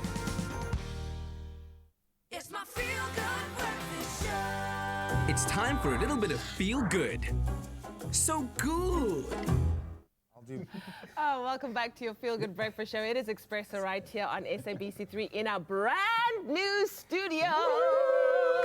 If you've missed any of the shows so today, nice. don't worry. We'll be back here again tomorrow, same time, same place. But before we end things off, we need to catch up with some feel-good stories about really cool people doing really cool things. And this time we're touching on McDonald's. One of our favorite places. And I mean, you know, McDonald's is all around the world. And when it comes to some really cool things that they've done, the popular fast food eateries in Sweden, they are currently expanding to meet the needs of tiny little clients that have an immeasurable impact on our world. And I'm talking about honeybees. Oh, wow. Now, Very cool. it is called the Beehive initiative, and it started last year when one of McDonald's franchise owners, this is Christina Richter, decided to place a small beehive on the restaurant's rooftop. Now, in collaboration with McDonald's sustainability officer in Sweden, additional franchise owners have also now decided to follow Richter's lead and install 18-inch hives on their own roofs. Very interesting. Now, they've decided to build a box hive to honor all those joining the cause. And the beekeeping box hives are remarkable in their realistic appearance, complete with the restaurant's signature golden arches. And bees enter the structure through the main entrance, and then they can even enjoy outdoor seating, or even if they're really in a hurry, they can swing on by a mini drive-through. Oh, man. Wow. I mean, you know what? This makes you smile, right? Blown away. Blown away you are. I mean, something tells me that the bees definitely are going to enjoy the McDonald's as much as we all do, right? I think that they... Oh, I love it, man. I was creating such a buzz right now, so I'm loving it. Man, I was waiting really for am. it. It's an awesome mission. When you think of how many McDonald's there are across the globe, Yeah. there are hundreds of thousands, I'm sure, of buildings around. It's a really cool way of reintroducing a little bit more nature. Yeah. It's like our beautiful nature in our brand new studio Yeah. right here. We're not going to introduce a beehive just yet. Nope. But maybe there's a feel-good story that's got you feeling the feels this morning. You can let us know on our social media platforms, and we'd love to keep hearing from you as well about our new studio. How do you feel about our new beautiful green space? Exactly. Well, I can tell you that the music has certainly gotten us into the feels of this Monday, the start of a brand new week with Coco Zhao and, of course, Huang on piano. Absolutely brilliant. Check them out at the National Arts Festival coming up soon in Makanda. It's going to be absolutely amazing. But I'm sure there's lots of people out there, Coco, that would love to connect with you and find your music. Firstly, let's talk about your latest releases and music and where it can be found. You can go to cocojaomusic.com. Yeah, yeah. I just remembered now. My manager just made a website for me. Oh, excellent. Yes. Also on Facebook, Coco Zhao, you can find it, and YouTube, all other channels. Yeah. Yeah. But if you can access WeChat or Xiaomi, Xiaomi, what's Xiaomi? that's a Chinese social media site? Exactly. Oh, okay, It's then we a can find you there. social media music site. Yeah. So yeah, on there it's more. Okay, all right, cool stuff. And then in terms of what's happening, let's say after the Arts Festival, once you've performed, what does the rest of the year have in store for you? I will go to Denmark afterwards. It's a jazz festival there, so I have another show there, and afterwards to Germany. Yeah. And then to Israel. Well, back to Shanghai first, and then Israel. So it's quite a busy schedule you've got. Yeah, a little bit. Yeah. What about collaborations? Are you open to collaborating with other artists from across the world? And how do you go about doing that? Do you have any interesting collaborations coming up? Yeah, actually, we will be going to Makanda to play with local musicians in Makanda. Yeah, yeah. And when I go to Denmark, I'll be playing with musicians in Copenhagen. Excellent. And Israel will be musicians from actually all over the world.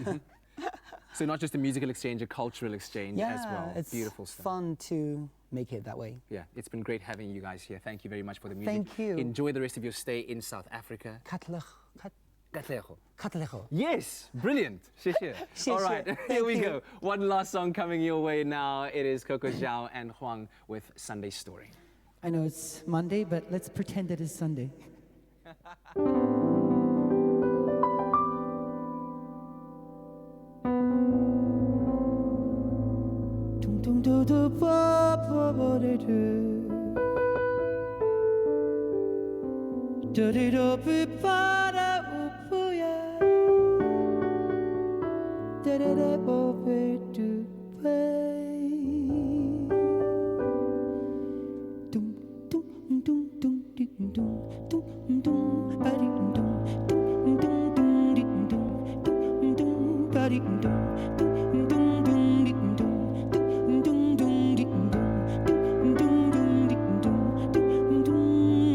星期天，我坐在马路对面的咖啡店，那的街还有那橱窗里静静的水仙，匆匆过往的车轮，层层褪落的灵魂，熙熙攘攘的穿越这城市边缘。一支烟消失在三心二意的手指间，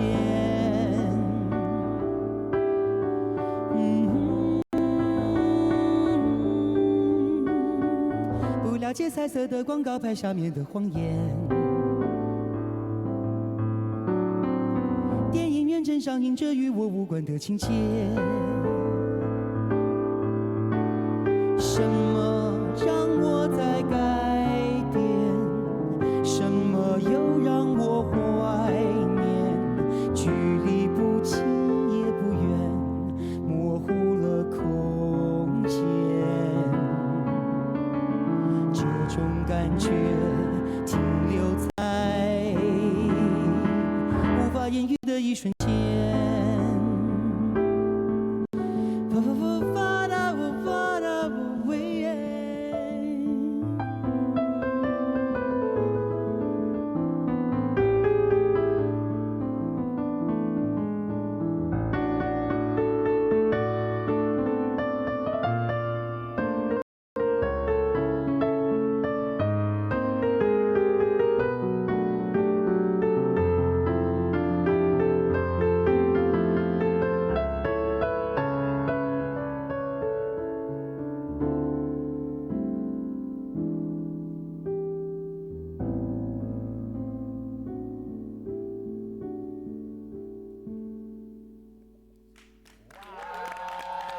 Thank you. I'll definitely pretend it's Sunday. Wonderful stuff. Coco Zhao. He'll be performing at the National Arts Festival in Makanda. Can't wait to hear. Let's give us a bow. Take a bow, guys. Well done.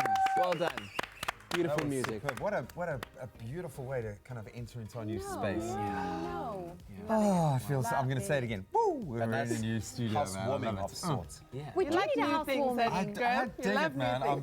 I haven't broken anything. Yeah, I know. Don't say that. You've still been eyeing these gigantic cups to drink coffee out of, and I'm glad you like haven't. something out of a fairy tale, man. Yeah. Well, we have this really cool giant camera that moves around, and I asked them, who do you think is going to walk into it first? It hasn't happened yet. No.